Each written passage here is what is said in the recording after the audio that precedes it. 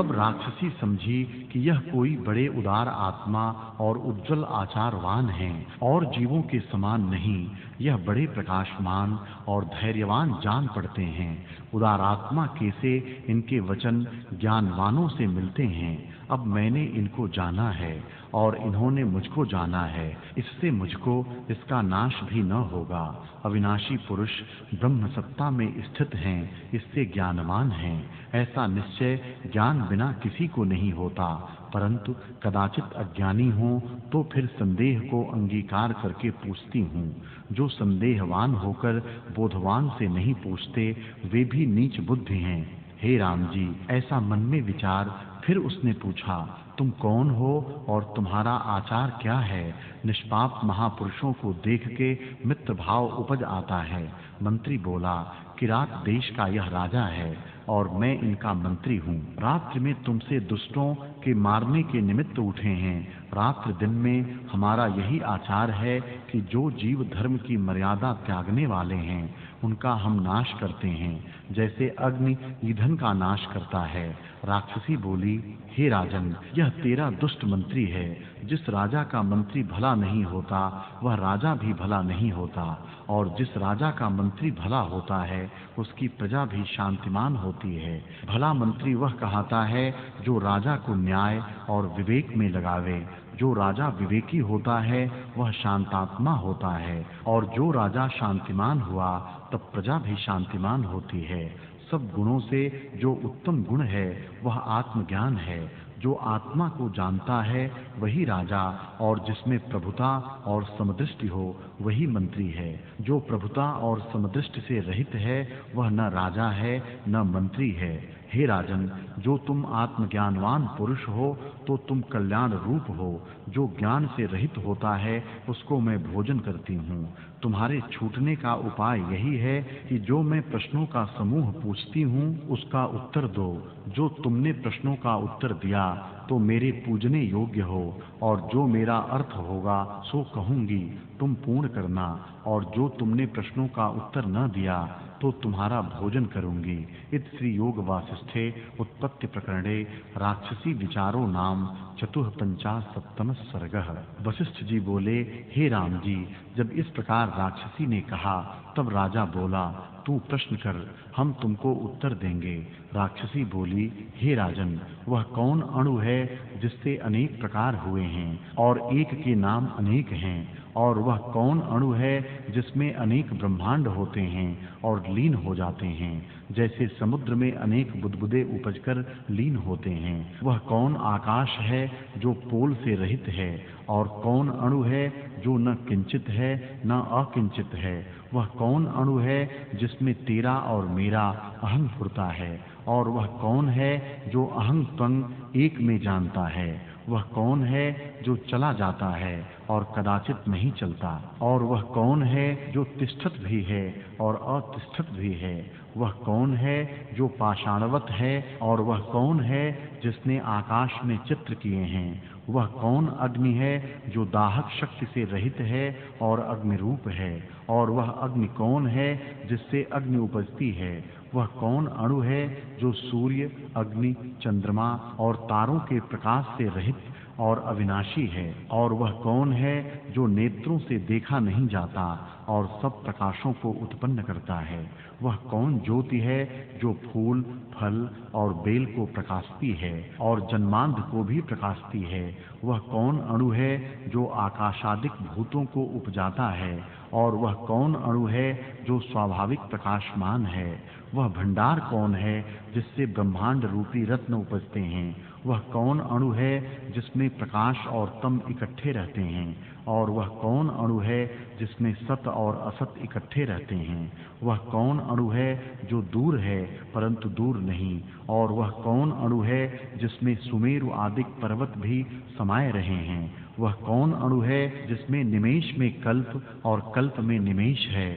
और वह कौन है जो प्रत्यक्ष और असत रूप है? वह कौन है जो सत और अप्रत्यक्ष रूप है? वह कौन चेतन है जो अचेतन है?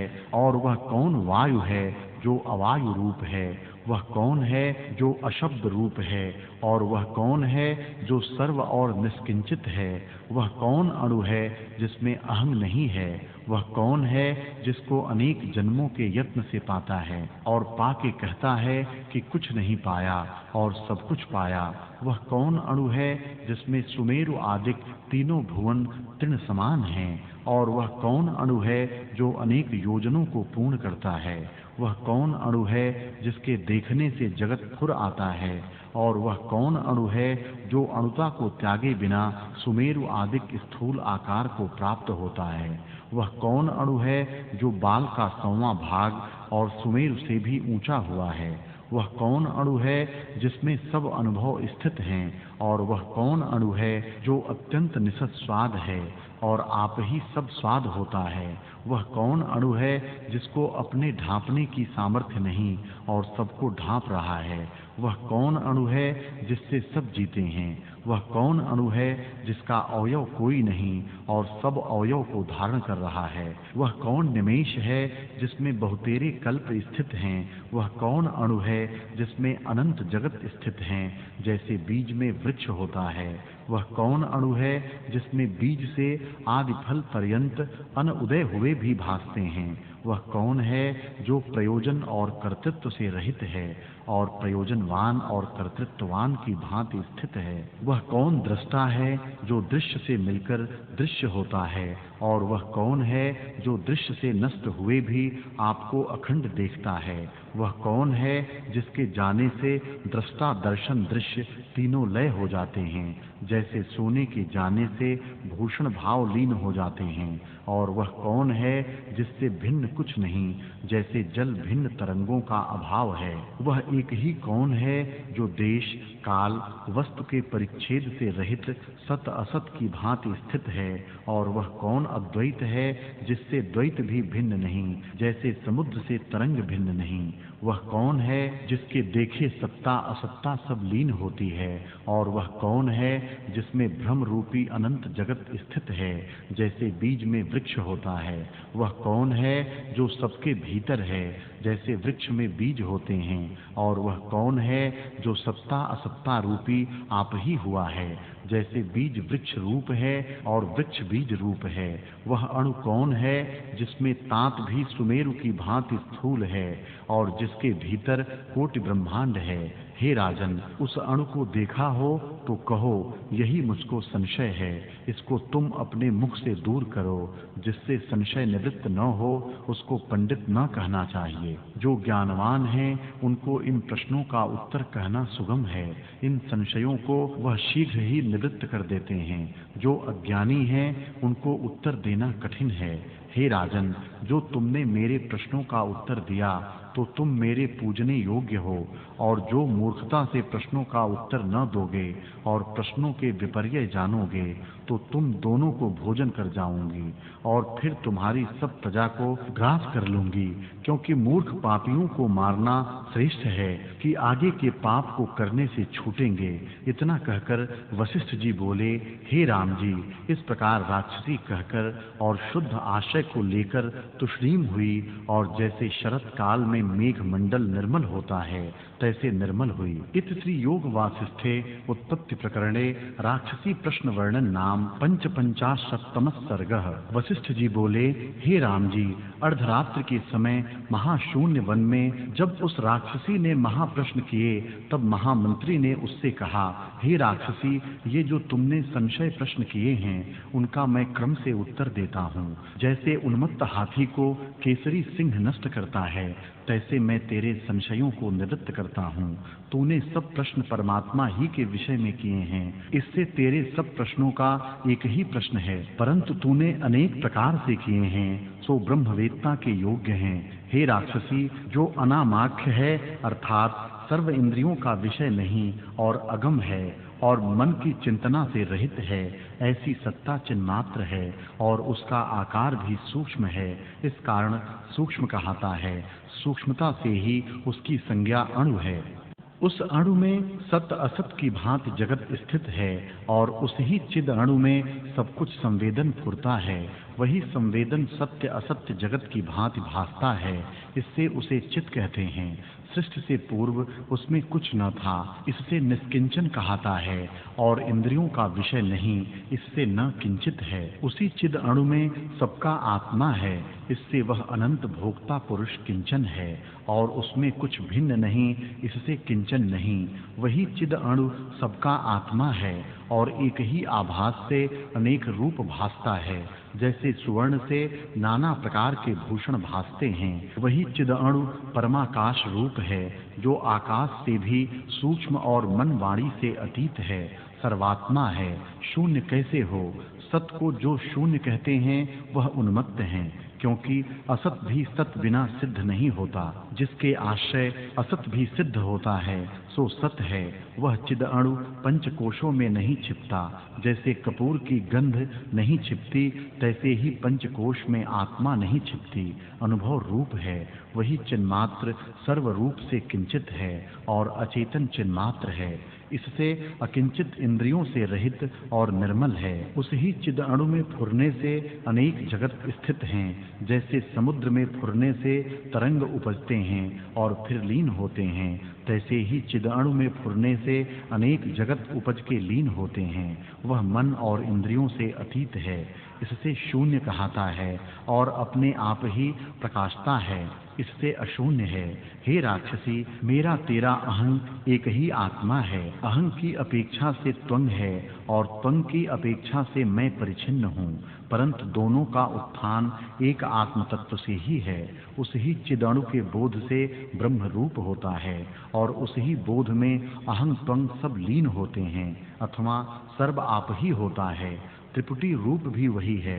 वहाँ चिद अणु अनेक योजनों पर्यंत जाता है, कदाचित चलायमान नहीं होता, क्योंकि संवित अनंत रूप है।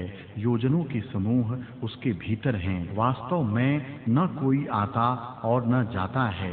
अपने आकाश कोश में सब देश काल स्थित है। जिसमें सब कुछ हो उसकी प्राप्ति वास्तव में क्या हो? यह जितना जगत है वह तो आत्मा में है, फिर आत्मा कहाँ जावे? जैसे माता की गोद में पुत्र हो तो फिर वह उस निमित्त कहाँ जावे? तैसे ही आत्मा में यह जगत स्थित है, फिर आत्मा कहाँ जाए? देह की अपेक्षा से चलता भासता है, वह कदाचित चला नहीं। जैसे आकाश में घटादिक स्थित हैं, तैसे ही चिद अणु में देश काल स्थित है। जैसे घट एक देश से देशांतर को जावे तो घट जाता है, आकाश नहीं जाता, पर घट की अपेक्षा से आकाश जाता भासता है। वास्तव में घटाकाश कहीं नहीं गया, क्योंकि आकाश में सब देश स्थित हैं। यह कहाँ जावे? तैसे ही आत्मा भी जाता है और नहीं जाता। उस ही चिन्मात्र परमात्मा में संवेदन आकार रचे हैं और आदि अंत से रहित विचित्र रूपी जगत रचा है। वही चिद अणु अग्नि की भांति प्रकाश रूप है और जलाने से रहित है। ज्ञान अग्नि से प्रकाशमान है, अग्नि भी उससे उपजी है और सर्वगत वही है। द्रव्यों को पचाता भी वही है। प्रलय में सब भूत उसमें ही लीन होते हैं और पुष्कल मेघ इकट्ठा हो तो भी उसको आवरण नहीं कर सकते। वह सदा प्रकाश और ज्ञान रूप है। आकाश से भी निर्मल है और अग्नि भी उससे उत्पन्न होती है।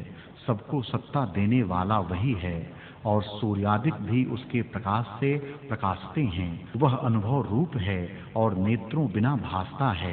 ऐसा हृदय रूपी मंदिर का दीपक आत्मा अनंत और परम प्रकाश रूप है और मन और इंद्रियों का विषय नहीं।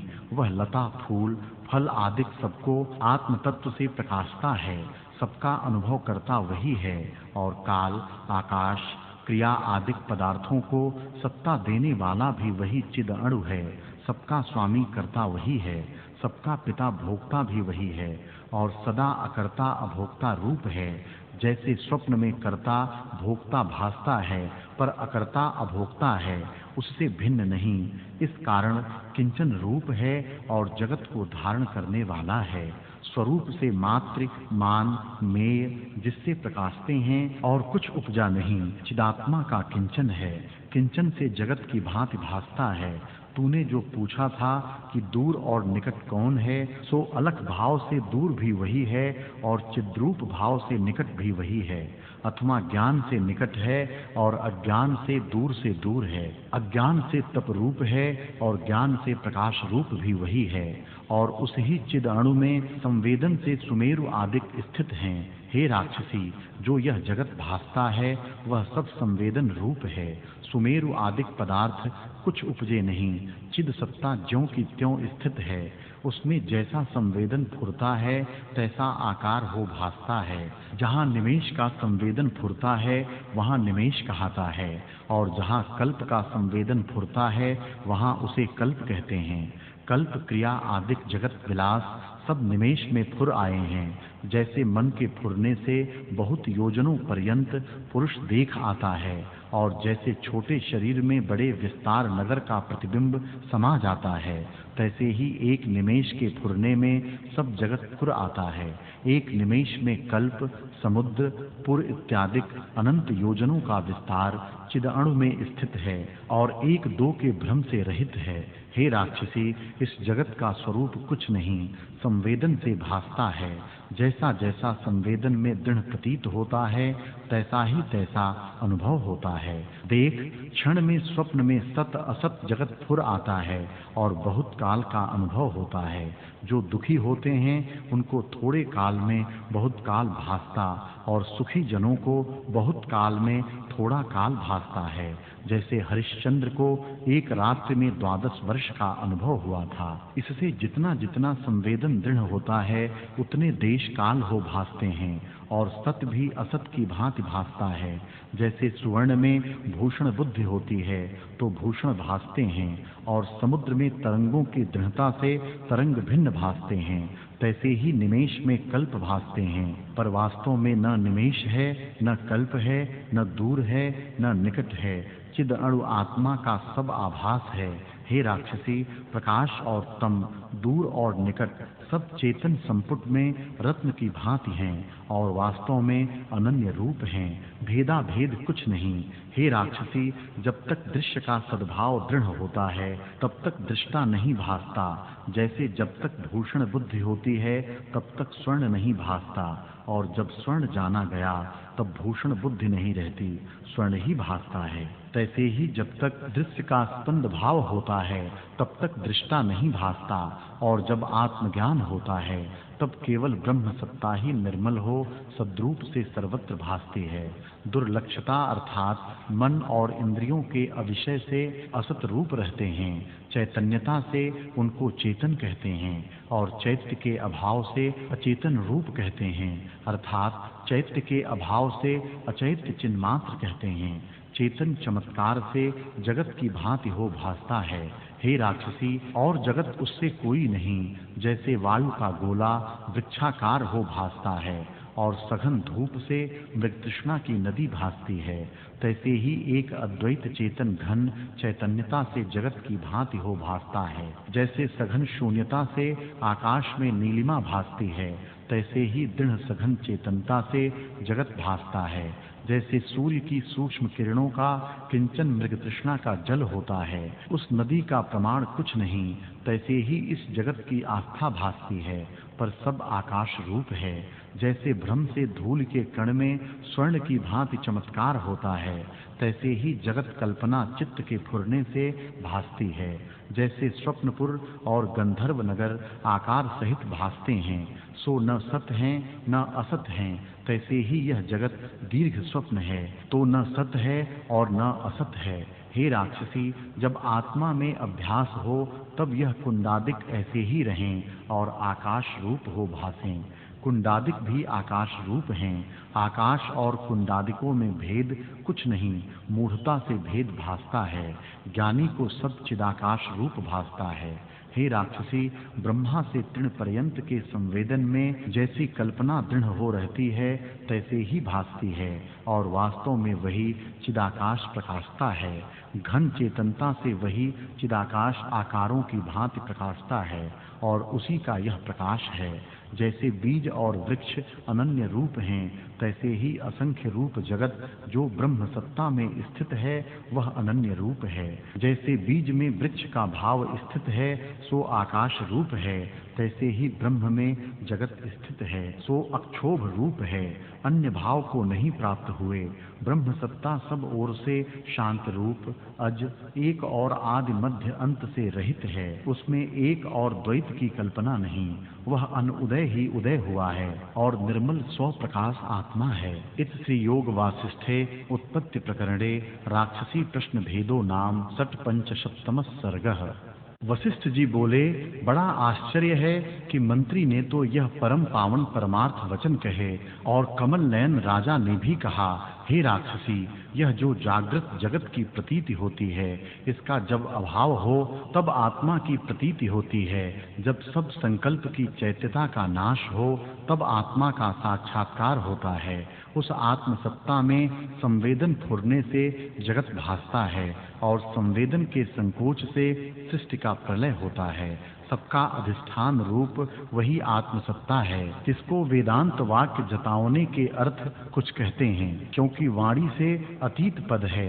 हे राक्षसी, यह जो दृष्टा, दर्शन और दृश्य है, इसके अनंतर जो अनुभव सत्ता है सो परमात्मा है। वह परमात्मा ही दृष्टा, दर्शन, दृश्य रूप होकर भासता है। उसमें यह सब जगत लीला है। नानात्व भाव से भी वह कुछ खंडित भाव को नहीं प्राप्त होता, अखंड ही है। उसी तन्मात्र सत्ता को ब्रह्म कहते हैं। हे भद्रे, वही चिद अणु संवेदन से वायु रूप हुआ है और वायु उसमें अत्यंत भ्रांति मात्र है, क्योंकि केवल शुद्ध चिन्ह मात्र है। जब उसमें शब्द का संवेदन फुरता है तब शब्द रूप हो भासता है और शब्द रूप उसमें भ्रांति मात्र है। उसमें शब्द और शब्द का अर्थ देखना दूर से दूर है, क्योंकि केवल चिन्ह मात्र है। उसमें अहं त्वं कुछ नहीं, वह निष्किंचन है। ऐसे रूप होकर भासता है क्योंकि शक्ति रूप है। उसमें जैसी प्रतिभा फुरती है तैसे ही होकर भासता है। इससे फुरना ही इस जगत का कारण है। जो अनेक यत्नों से मिलता है सो भी आत्मसत्ता है। जब उसको कोई पाता है तब उसने कुछ नहीं पाया और सब कुछ पाया है। पाया तो इस कारण नहीं कि आगे भी अपना आप था, और सब कुछ इस कारण पाया कि आत्मा को पाने से कुछ और पाना नहीं रहता। हे राक्षसी, अज्ञान रूपी वसंत ऋतु में जन्मों की परंपरा बेल की तब तक बढ़ जाती है जब तक इसका काटने वाला बोध रूप खड्ग नहीं प्राप्त हुआ। जब बोध रूप खड्ग प्राप्त होता है तब जन्म रूपी बेल को काटता है। हे राक्षसी, चिद अणु संवेदन द्वारा आपको दृश्य में प्रतीत कराता है। जैसे किरणों का चमत्कार जल रूप होकर स्थित होता है, सो शुद्ध ही आपको संवेदन द्वारा फुरता देखता है। चिद अणु द्वारा जो जगत हुआ है सो मेरु से आदि लेकर तीनों भुवनों में किरणों की भांति स्थित होता है और वास्तव में सब माया मात्र है, भ्रम से भासते हैं। जैसे स्वप्न में रागी को स्वप्न स्त्री का आलिंगन होता है, तैसे ही यह जगत मन के फुरने से भासता है, सो भ्रम मात्र है।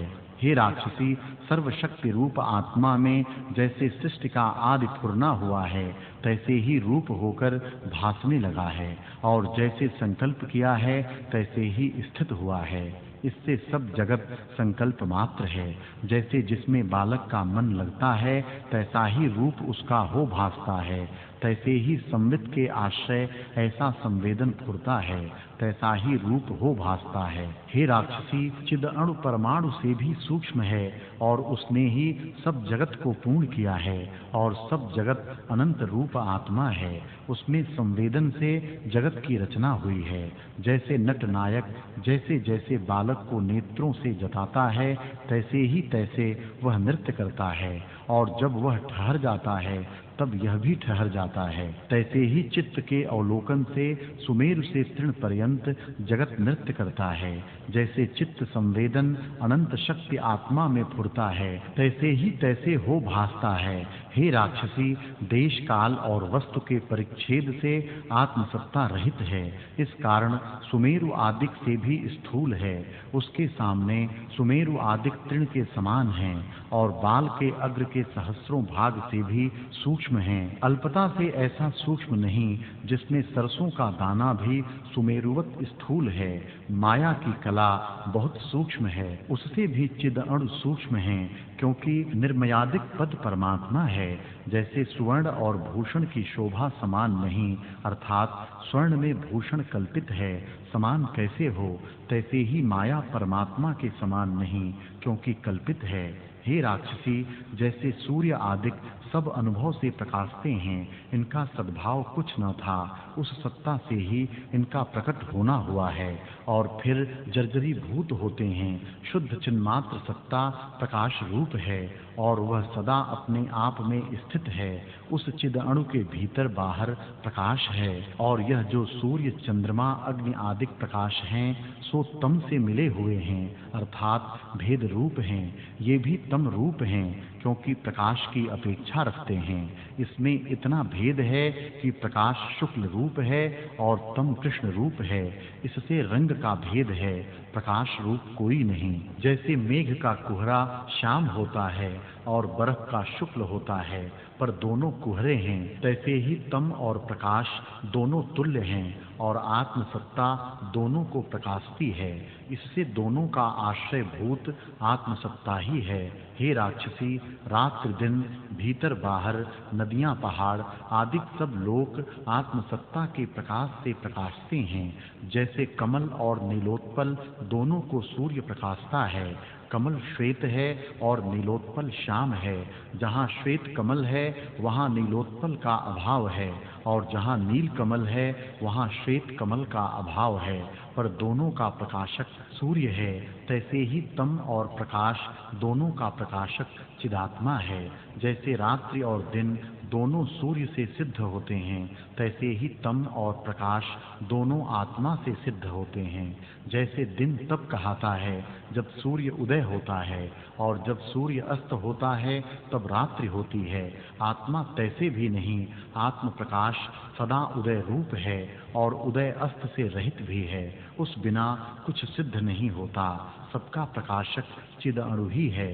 हे राक्षसी, उस अणु के भीतर विचित्र अनुभव अणु है। जैसे वसंत ऋतु में पत्र, फूल, फल और टास होते हैं, तैसे ही चिद अणु में सब अनुभव अणु होते हैं। जैसे एक बीज से अनेक वृक्ष क्रम से हो आते हैं, तैसे ही एक चिद अणु से अनेक अनुभव अणु होते हैं। कई व्यतीत हुए हैं, कई वर्तमान हैं और कई होंगे। जैसे समुद्र में तरंग होते हैं, सो कोई अब वर्तते हैं और कई आगे होंगे, तैसे ही आत्मा में तीनों काल की सृष्टि वर्तती है। हे राक्षसी, चिद अणु आत्मा उदासीन है और आसीन की भांति स्थित होता है। सबका कर्ता भी है और भोक्ता भी है, और स्पर्श किसी से नहीं किया जाता। जगत की सत्यता उसी से उदय होती है, इस कारण वह सबका करता है और सबका अपना आप है, इससे सबको भोगता है। वास्तव में न कुछ उपजा है और न लीन होता है। चिन्मात्र सत्ता ज्यों की त्यों सदा अपने आप में स्थित है और अखंड और सूक्ष्म है, इस कारण किसी से स्पर्श नहीं किया जाता है। हे राक्षसी, जो कुछ जगत दिखता है वह सब आत्म रूप है। आत्मा और जगत में कुछ भेद नहीं। आत्मा और जगत कहने मात्र को दोनों नाम हैं, वास्तव में एक आत्मा ही है। आत्मा का चमत्कार ही जगत रूप हो भासता है। वास्तव में जगत कुछ बना नहीं। चिन्मात्र सत्ता सदा अपने आप में स्थित है। जो कुछ कहना है वह उपदेश के निमित्त है। वास्तव में दूसरी कुछ वस्तु नहीं बनी। तीनों जगत चिदाकाश रूप हैं। हे राक्षसी दृष्टा, जब दृश्य पद को प्राप्त होता है तब स्वाभाविक ही अपने भाव को नहीं देखता। जैसे नेत्र जब घट को देखता है तब घट ही भासता है, अपना नेतृत्व भाव नहीं दृष्टि आता। तैसे ही दृश्य के होते दृष्टा नहीं भासता, और जब दृश्य नष्ट होता है तब दृष्टा भी अवास्तव है, क्योंकि दृष्टा भी दृश्य के संबंध से कहते हैं। जब दृश्य नष्ट हो जावे तब दृष्टा किसको कहिए। दृश्य विषय भूत वह होता है जो अदृश्य है, वह विषय भूत किसी का नहीं, इस कारण उसमें और कोई कल्पना नहीं बनती, और यह जगत भी उसका ही आभास है। हे राक्षसी, जैसे भोक्ता बिना भोग नहीं होते, तैसे ही दृष्टा बिना दृश्य नहीं होता। जैसे पिता बिना पुत्र नहीं होता, तैसे ही एक बिना द्वैत नहीं होते। हे राक्षसी, दृष्टा को दृश्य उपजाने की सामर्थ्य है, दृश्य को दृष्टा उपजाने की सामर्थ्य नहीं, क्योंकि दृश्य जड़ है। जैसे सुवर्ण से भूषण बनता है, पर भूषण से सुवर्ण नहीं बनता, तैसे ही दृष्टा से दृश्य होता है, दृश्य से दृष्टा नहीं होता। हे राक्षसी, सुवर्ण में जैसे भूषण है, तैसे ही दृष्टा में जो दृश्य है वह भ्रम रूप है, इसी से जड़ रूप है। जब दृष्टा दृश्य को देखता है तब दृश्य दृश्य भासता है, दृष्टत्व भाव नहीं भासता। और जब दृष्टा अपने स्वभाव में स्थित होता है तब दृश्य नहीं भासता। जैसे जब तक भूषण बुद्धि होती है तब तक सुवर्ण नहीं भासता, भूषण ही भासता है।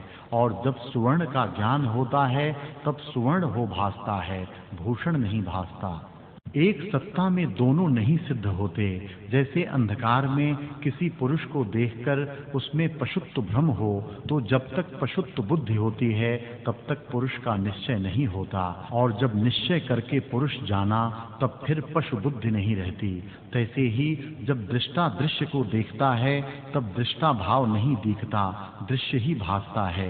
जैसे रस्सी के ज्ञान से सर्प का अभाव हो जाता है, तैसे ही बोध करके दृश्य का अभाव होता है, तब एक ही परमात्म सत्ता भासती है, दृष्टा संज्ञा भी नहीं रहती। जैसे दूसरे की अपेक्षा से एक कहाता है और दूसरे के अभाव से एक एक नहीं कह सकते, तैसे ही दृश्य के अभाव से दृष्टा कहना नहीं रहता, केवल शुद्ध संवित मात्र पद शेष रहता, जिसमें वाणी की गम नहीं। जैसे दीपक पदार्थों को प्रकाशता है, तैसे ही दृष्टा दर्शन और दृश्य को प्रकाशता है, और बोध से मात्र मान मेय त्रिपुटी लीन हो जाती है।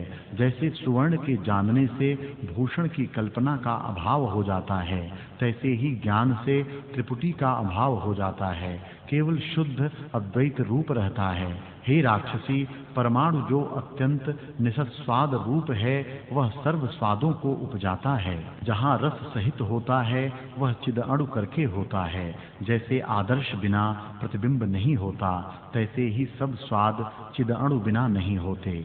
सबको रस देने वाला चिद अणु ही है, आत्मभाव से सबका अधिष्ठान है और सूक्ष्म से सूक्ष्म है, इससे निसत स्वाद है।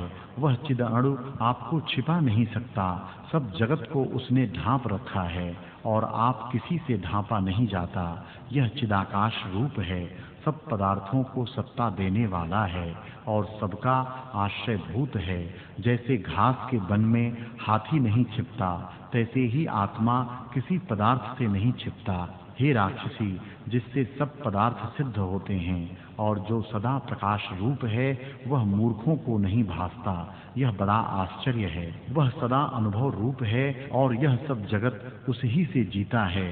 जैसे वसंत ऋतु से फूल, फल, टास और पत्र फूलते हैं, तैसे ही सब जगत आत्मा से फूलता है। वही चिदात्मा जगत रूप होके भासता है और सर्वात्म भाव से सब उसके ही अवयव हैं। परमार्थ निरअवयव और निराकार रूप है, उसमें कुछ उदय नहीं हुआ। हे राक्षसी, एक निमेष के अबोध से चिद अणु में अनेक कल्पों का अनुभव होता है।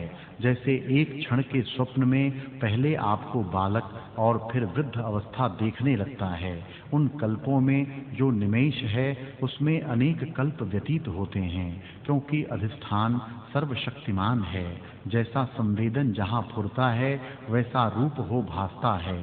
जैसे स्वप्न में अभोक्ता को भोक्तृत्व का अनुभव होता है, तैसे ही निमेष में कल्प का अनुभव होता है। वासना से आवेष्टित अभोक्ता ही आपको भोक्ता देखता है। जैसे स्वप्न में मनुष्य अपना मरण प्रत्यक्ष देखता है, तैसे ही यह जगत भ्रम से भासता है। तैसी जहाँ स्फूर्ति दृढ़ होती है वैसी ही होकर वहाँ भासता है। हे राक्षसी, जो कुछ आकार भासते हैं वे भ्रांति मात्र हैं। जैसे निर्मल आकाश में नीलता भासती है, तैसे ही आत्मा में विश्व भासता है। आत्मा सर्वगत और सबका अनुभव है। हे राक्षसी, उसमें व्याप्य व्यापक भाव भी नहीं, क्योंकि सर्व आत्मा है और सर्वरूप भी वही है। जब शुद्ध चित्त संवित संवेदन में फुरता है तब पृथक पृथक भाव चेतता है। इच्छा से जिस पदार्थ की उपलब्धि होती है उसमें व्याप्य व्यापक भाव की कल्पना होती है। वास्तव में जो इच्छा है वही पदार्थ है। जैसे जल में द्रवता होती है और उससे तरंग, फेन और बुदबुद होते हैं, सो सब जल रूप हैं, जल से भिन्न नहीं। तैसे ही इच्छा से उपजे पदार्थ आत्मरूप हैं, उससे भिन्न नहीं। आत्मा देश, काल और वस्तु के परिच्छेद से रहित है, केवल शुद्ध चिन्मात्र और सर्वरूप होकर स्थित हुआ है और सबका अनुभव भी उसी में हुआ है। वह तो शुद्ध सत्ता मात्र है, उसमें द्वैत कल्पना कैसे कहिए? हे राक्षसी, जब कुछ द्वैत होता है तब एक भी होता है, जो कुछ द्वैत ही नहीं तो एक कैसे कहिए? जैसे धूप की अपेक्षा से छाया है और छाया की अपेक्षा से धूप है, तैसे ही एक की अपेक्षा से द्वैत कहाता है। इस कल्पना से जो रहित है वही चिन्मात्र रूप है और जगत भी उससे व्यतिरिक्त नहीं। जैसे जल और द्रवता में कुछ भेद नहीं, तैसे ही आत्मा और जगत में कुछ भेद नहीं। हे राक्षसी, नाना प्रकार के आरंभ में उसमें दृष्टि आते हैं तो भी आत्मसत्ता सम है। हे राक्षसी, जब सम्यक बोध होता है तब द्वैत भी अद्वैत रूप भासता है, क्योंकि अज्ञान से द्वैत की कल्पना होती है। वास्तव में द्वैत कुछ नहीं, अज्ञान के अभाव से द्वैत का भी अभाव हो जाता है। ब्रह्म और जगत में कुछ भेद नहीं। जैसे जल और द्रवता, वायु और स्पंदता और आकाश और शून्यता में कुछ भेद नहीं, तैसे ही आत्मा और जगत में कुछ भेद नहीं। हे राक्षसी, द्वैत और अद्वैत जानना दुख का कारण है। द्वैत और अद्वैत की कल्पना से रहित होने को ही परम पद कहते हैं। दृष्टा रूप जो जगत है वह चिद परमाणु में स्थित है और उसमें सुमेरु आदिक स्थित हैं। बड़ा आश्चर्य है कि माया से चिद परमाणु में त्रिलोकियों की परंपरा स्थित है। इसी से असंभव रूप और मायामय है। जैसे बीज में वृक्ष स्थित है, तैसे ही चिद अणु में जगत स्थित है। जैसे शाखा, पत्र, फूल और फल से बीज अपना बीजत्व नहीं त्यागता और अखंड रहता है, तैसे ही चिद अणु के भीतर जगत का विस्तार है और अणुत्व भाव नहीं त्यागता, अखंड ही रहता है। हे राक्षसी, जैसे बीज परिणाम में वृक्ष भाव में प्राप्त होता है, तैसे ही चिद अणु भी परिणाम में जगत रूप होता है। सब चिद अणु का किंचन रूप है, इससे ऐसे दिखाई देता है। वास्तव में न द्वैत है, न अद्वैत है, न बीज, न अंकुर है, न स्थूल है, न सूक्ष्म है, न कुछ उपजा है, न नष्ट होता है, न अस्ति है, न नास्ति है, न सम है, न असम है और न जगत है, न अजगत है। केवल चिदानंद आत्मसत्ता अचिंत्य चिन्मात्र अपने आप में स्थित है। जैसी जैसी भावना होती है तैसी ही तैसी हो भासती है। हे राक्षसी, यह अन उदय ही संवेदन के वश से उदय होकर भासता है। जैसे बीज से वृक्ष अनन्य रूप अनेक हो भासता है, तैसे ही एक आत्मा अनेक रूप हो भासता है। न कुछ उदय हुआ है और न मिटता है। हे राक्षसी, उस चिद अणु में कमल की डंडी की तात सुमेरु की भांति स्थूल है। जैसे कमल की डंडी की तात में सुमेरु स्थूल है, तैसे ही चिद अणु से कमल की डंडी स्थूल है और दृश्य रूप है। पर चिद अणु दृश्य और मन सहित षड इंद्रियों का विषय नहीं, इस कारण तात से भी सूक्ष्म है। उस चिद अणु में अनंत सुमेरु आदिक स्थित हैं, सो क्या रूप है। जैसे आकाश में शून्यता होती है, तैसे ही आत्मा में जगत है। हे राक्षसी, जिसको आत्मा का बोध हुआ है उसको जगत सुषुप्त की भांति भासता है। वह आत्मसत्ता अद्वैत रूप और परिणाम से रहित है, उसमें मुक्त पुरुष सदा स्थित है। परमार्थ से जगत भी ब्रह्म रूप है, भिन्न भाव कुछ नहीं। इति श्री योग वासिष्ठे उत्पत्ति प्रकरणे सूच्युपाख्याने परमार्थ निरूपण नाम सप्तपंचाशत्तम सर्गः। वशिष्ठ जी बोले, हे राम जी, इस प्रकार राजा के मुख से सुनकर करकटी ने वन के मरकटी रूप जीवों को मारने की चपलता त्याग की और भीतर से शीतल होकर विश्राम पाया। जैसे वर्षा काल में मोरनी प्रसन्न होती है, चंद्रमा को देख के चंद्रवंशी कमल प्रफुल्लित होते हैं और मेघ के शब्द से बगली गर्भवती होती है, तैसे ही राजा के वचन सुन के करकटी परमानंद हुई और बोली, बड़ा आश्चर्य है, बड़ा आश्चर्य है। हे राजन, तुमने महापावन वचन कहे, इससे मैंने तुम्हारा विमल बोध देखा और अमृत सार और समरस से पूर्ण, शुद्ध और राग द्वेष आदिक मल से रहित है। जैसे पूर्णिमा का चंद्रमा शीतल, अमृत से पूर्ण और शुद्ध होता है, तैसे ही तुम्हारा बोध है। विवेकी जगत में पूज्य है। जैसे चंद्रमा को देख के कमलनी प्रफुल्लित होती है, फूलों से मिलके वायु सुगंधवान होती है और सूर्य के उदय होने से सूर्यमुखी कमल प्रफुल्लित हो आते हैं, तैसे ही संतों की संगति से बुद्धि सुख पाती है। हे राजन, वह कौन है जो दीपक हाथ में लेकर गड्ढे में गिरे, और वह कौन है जो दीपक हाथ में लेकर तम देखे? तैसे ही वह कौन है जो संतों की संगति करे और दुखी रहे? संतों की संगति से सभी दुख नष्ट होते हैं। हे राजन, तुम इस वन में किस प्रयोजन से आए हो? तुम तो पूजने योग्य हो।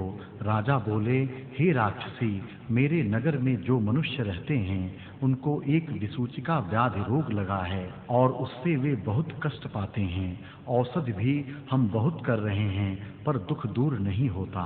हमने सुना है कि एक राक्षसी जीवों को कष्ट देती है और उसका एक मंत्र भी है, उस मंत्र के पढ़ने से निवृत्त हो जाती है। इसलिए उस तुमसी राक्षसियों के मारने के निमित्त में रात्रि को वीर यात्रा करने निकला हूँ। जो वह राक्षसी तू ही है तो हमारा तेरा संवाद भी हो चुका है। उसको अंगीकार करके प्राणियों की हिंसा करना छोड़ और किसी को कष्ट न दे।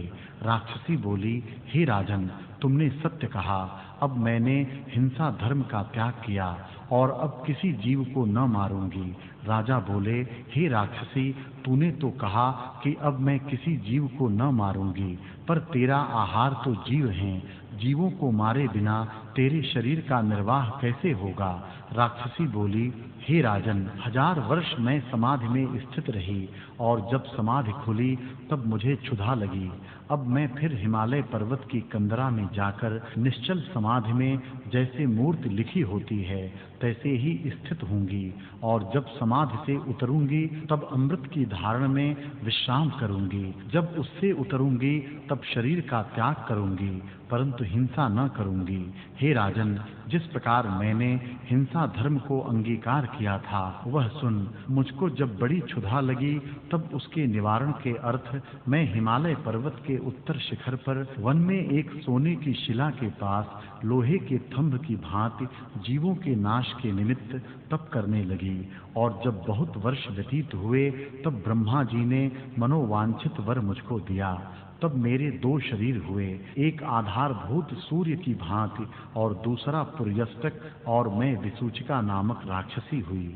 उस शरीर से मैं अनेक जीवों के भीतर जाकर उनको भोजन करती रही, परंतु ब्रह्मा जी ने मुझसे कहा था कि जो गुणवान होंगे और जो ओम मंत्र पढ़ेंगे उन पर तेरा बल न चलेगा, तू निवृत्त हो जावेगी। हे राजन, उसी मंत्र का उपदेश अब तुम भी अंगीकार करो। उस मंत्र के पाठ से सब रोग नष्ट होंगे। ब्रह्मा जी का जो उपदेश है उसको तुम नदी के तट पर जाकर और पवित्र होकर शीघ्र ही ग्रहण करो। उसके पाठ से तुम्हारी प्रजा का दुख नष्ट हो जाएगा। इतना कहकर वशिष्ठ जी बोले, हे राम जी, इस प्रकार जब अर्धरात्रि के समय राक्षसी ने कहा तब राजा मंत्री राक्षसी तीनों निकट नदी के तीर पर गए और अनन्य व्यतिरेक करके आपस में सुहृद हुए। जब तीनों पवित्र होकर बैठे तब जो मंत्र राक्षसी को ब्रह्मा जी ने उपदेश किया था वही मंत्र विसूचिका ने प्रीति संयुक्त राजा को उपदेश किया और वहां से चलने लगी। तब राजा ने कहा, हे महादेवी, तू हमारी गुरु है, इससे हम कुछ प्रार्थना करते हैं, उसे अंगीकार कर। जो महापुरुष हैं उनका सुंदर सुहृदपना बढ़ता जाता है और तुम्हारा शरीर भी इच्छाधारी है। इससे मन के हरने वाले भूषण वस्त्र संयुक्त स्त्री का सा लघु शरीर धर के कुछ काल हमारे नगर में निवास करो। राक्षसी बोली, हे राजन, मैं तो लघु आकार भी धरूंगी पर तुम मुझे भोजन न दे सकोगे। जो लघु स्त्री का शरीर धरूंगी तो भी मेरा स्वभाव राक्षसी का है। इसको तृप्त करना समान जनों की भांति तो नहीं। जैसा कुछ शरीर का स्वभाव है सो सृष्टि पर्यंत तैसा ही रहता है, अन्यथा नहीं होता। राजा बोले, हे कल्याण रूपिणी, तू स्त्री समान शरीर धर के हमारे नगर में चलकर रह। जो चोर पापी मेरे मंडल में आवेंगे वे हम तुझे देंगे, और तू उन्हें स्त्री रूप को त्याग करके राक्षसी शरीर से एकांत ठौर ले जाकर अथवा हिमालय की कंदरा में जाके भोजन करना, क्योंकि बड़े भोजन करने वाले को एकांत में खाना सुख रूप है। जब उनको भोजन करके तृप्त होना तब सो रहना, जब निद्रा से जागना तब समाधि में स्थित होना, और जब समाधि से उतरना तब फिर हमारे पास आना। हम तेरे निमित्त बंदी जन इकट्ठे कर रखेंगे, उनको ले जाकर भोजन करना। जो धर्म के निमित्त हिंसा है वह हिंसा पाप रूप नहीं, और जिसकी हिंसा करता है उसका मरण भी नहीं बल्कि उस पर दया है, क्योंकि वह पाप करने से छूटता है। राक्षसी बोली, हे राजन, तुमने युक्ति सहित वचन कहे हैं, इससे मैं स्त्री का शरीर धर के तुम्हारे साथ चलती हूँ। युक्ति पूर्वक वचन को सब कोई मानते हैं। इतना कहकर वशिष्ठ जी बोले, हे राम जी, इस प्रकार कहकर राक्षसी ने महासुंदर स्त्री का शरीर धारण किया और बहुत कंकड़ आदिक नाना प्रकार के भूषण और वस्त्र पहनकर राजा के साथ चली। निदान राजा और मंत्री आगे चले और स्त्री पीछे चली। राजा उसको अपने ठाम में ले आया और एकांत स्थान में तीनों बैठे रात्रि में परस्पर चर्चा करते रहे। जब प्रातः काल हुआ तब सौभाग्यवती स्त्री रूप राक्षसी राजा के अंतःपुर में जा बैठी और जो कुछ स्त्रियों का व्यवहार है वह करती रही, और राजा और मंत्री अपने व्यवहार में लगे। इसी प्रकार जब 6 दिन व्यतीत हुए तब राजा के मंडल में जो 3 सहस्त्र चोर बंधे हुए थे उन सबको उसने करकटी को दे दिया, और उसने राक्षसी का शरीर धर के उनको भुजा मंडल में ले जैसे मेघ बूंदों को धारता है हिमालय के शिखर को चली। जैसे किसी दरिद्री को सुवर्ण पाने से प्रसन्नता होती है तैसे वह प्रसन्न हुई और वहां जा तृप्त होके भोजन किया और सुखी होके सो रही। 2 दिन पर्यंत सोई रही। इसके उपरांत जाग के 5 वर्ष पर्यंत समाधि में लगी रही, और जब समाधि खुली तब फिर राजा के पास आई। इसी प्रकार जब वह आवे तब राजा उसकी पूजा करे और जितने दुष्ट जन इकट्ठे किए हों उनको दे दे। वह उन्हें ले जाकर हिमालय की कंदरा में भोजन करके फिर ध्यान में लगे, और जब ध्यान से उतरे तब फिर वहां आवे और फिर ले आवे। हे राम जी, इसी प्रकार जीवन मुक्त होकर वह राक्षसी प्रकृत स्वभाव को करती रही, और जब अनेक वर्ष व्यतीत हुए तब राजा विदेह मुक्त हुआ। फिर जो कोई उस मंडल का राजा हो उससे भी राक्षसी की सुहृदता हो। इत श्री योग वासिष्ठे उत्पत्ति प्रकरणे राक्षसी सुहृदता वर्णन नाम 850 सर्गः। वशिष्ठ जी बोले, हे राम जी, निदान जब राक्षसी आवे तब किरात देश का राजा पूर्व की भांति उसकी पूजा करे, और जो कुछ विसूचिका अथवा दूसरा कोई रोग उनकी प्रजा में हो उसे वह राक्षसी निवृत्त कर दे। इसी प्रकार अनेक वर्ष व्यतीत हुए। एक बार उसको ध्यान में लगे हुए वर्ष व्यतीत हो गए। तब किरात देश के राजा ने दुख की निवृत्ति के लिए ऊंचे स्थान पर उसकी प्रतिमा स्थापन की, और उस प्रतिमा का एक नाम कंदरा देवी और दूसरा नाम मंगला देवी रखा। उसका ध्यान करके सब पूजा करने लगे और उसी से उसका कार्य सिद्ध होने लगा। हे राम जी, उस प्रतिमा में उस देवी ने आप निवास किया। जो कोई जिस फल के निमित्त उस प्रतिमा की पूजा करे उसका कार्य सिद्ध हो, और न पूजे तो दुखित हो। इससे जो कोई कुछ कार्य करने लगे वह प्रथम मंगला देवी की पूजा करे तो उसका कार्य सिद्ध होवे, और जो विधि करके उसकी पूजा करे उससे बहुत प्रसन्न हो। हे राम जी, अब तक वह प्रतिमा किरात देश में स्थित है। जिस जिस फल के निमित्त उसकी कोई सेवा करता है तैसा फल उसको वह देती है। इति श्री योग वासिष्ठे उत्पत्ति प्रकरणे सूच्या व्याख्यान समाप्ति वर्णन नाम 59 सर्गः। वशिष्ठ जी बोले, हे राम जी, यह आनंदित कर्कटी का आख्यान जैसे पूर्व हुआ है वैसे ही मैंने तुमसे कहा है। राम जी ने पूछा, हे भगवन, राक्षसी का कृष्ण वपु किस निमित्त था और कर्कटी इसका नाम क्यों था? वशिष्ठ जी बोले, हे राम जी, यह राक्षसों के कुल की कन्या थी।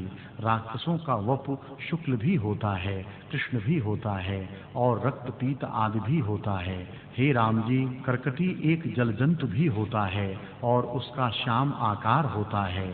उसी के समान कर्कटा नामक एक राक्षस था, उसके समान उसकी यह पुत्री हुई, इस कारण इसका नाम कर्कटी हुआ। हे राम जी, यह कर्कटी का और कुछ प्रयोजन न था।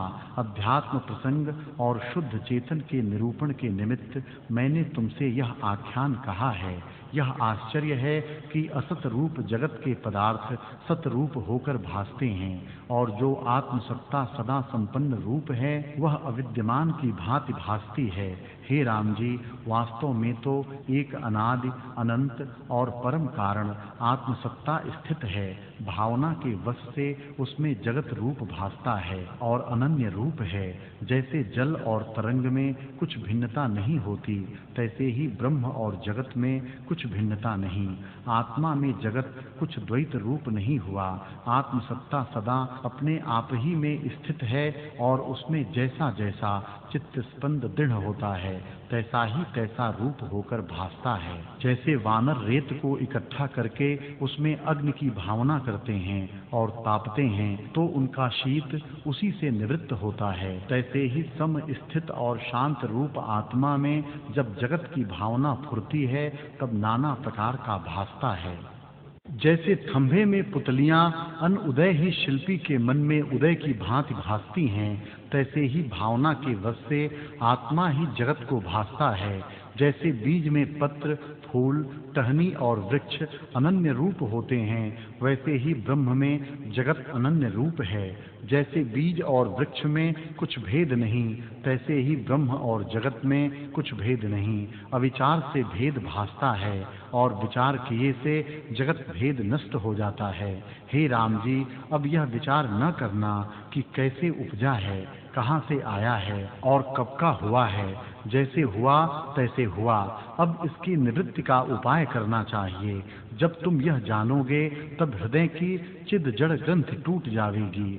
शब्द और अर्थ की जो कुछ कल्पना उठती है सो मेरे वचनों और स्वरूप में स्थित भय नष्ट हो जाएगी। हे राम जी, यह सब जगत अनर्थ चित्त से उपजा है और मेरे वचनों के सुनने से शांत हो जाएगा। इसमें संशय नहीं कि सब जगत ब्रह्म से उपजा है और सब ब्रह्म स्वरूप ही है। पर जब तुम ज्ञान से जानोगे तब ज्यों का त्यों ही जानोगे। राम जी ने पूछा, हे भगवन, जो जिससे होता है वह उससे व्यतिरेक होता है। जैसे कुलाल से घट भिन्न रूप होता है, तो आप कैसे कहते हैं कि सब जगत ब्रह्म से उपजा है और ब्रह्म स्वरूप ही है? वशिष्ठ जी बोले, हे राम जी, यह जगत ब्रह्म से ही उपजा है। जितने कुछ प्रतियोगी शब्द शास्त्रों ने कहे हैं सो दृश्य में हैं, शास्त्र ने उपदेश जताने के निमित्त कहे हैं। वास्तव में यह शब्द कोई नहीं। जैसे किसी बालक को परछाई में वैताल भासता है तो पूछते हैं कि किस भाग में स्थित होकर वैताल ने भय दिया है, और वह कहता है कि अमुक ठौर में वैताल ने भय दिया है, सो वह व्यवहार के निमित्त कहता है, पर वैताल तो वहाँ कोई भी न था। तैसे ही आत्मा में उपदेश के निमित्त भेद कल्पना करी है, वास्तव में द्वैत कल्पना कोई नहीं।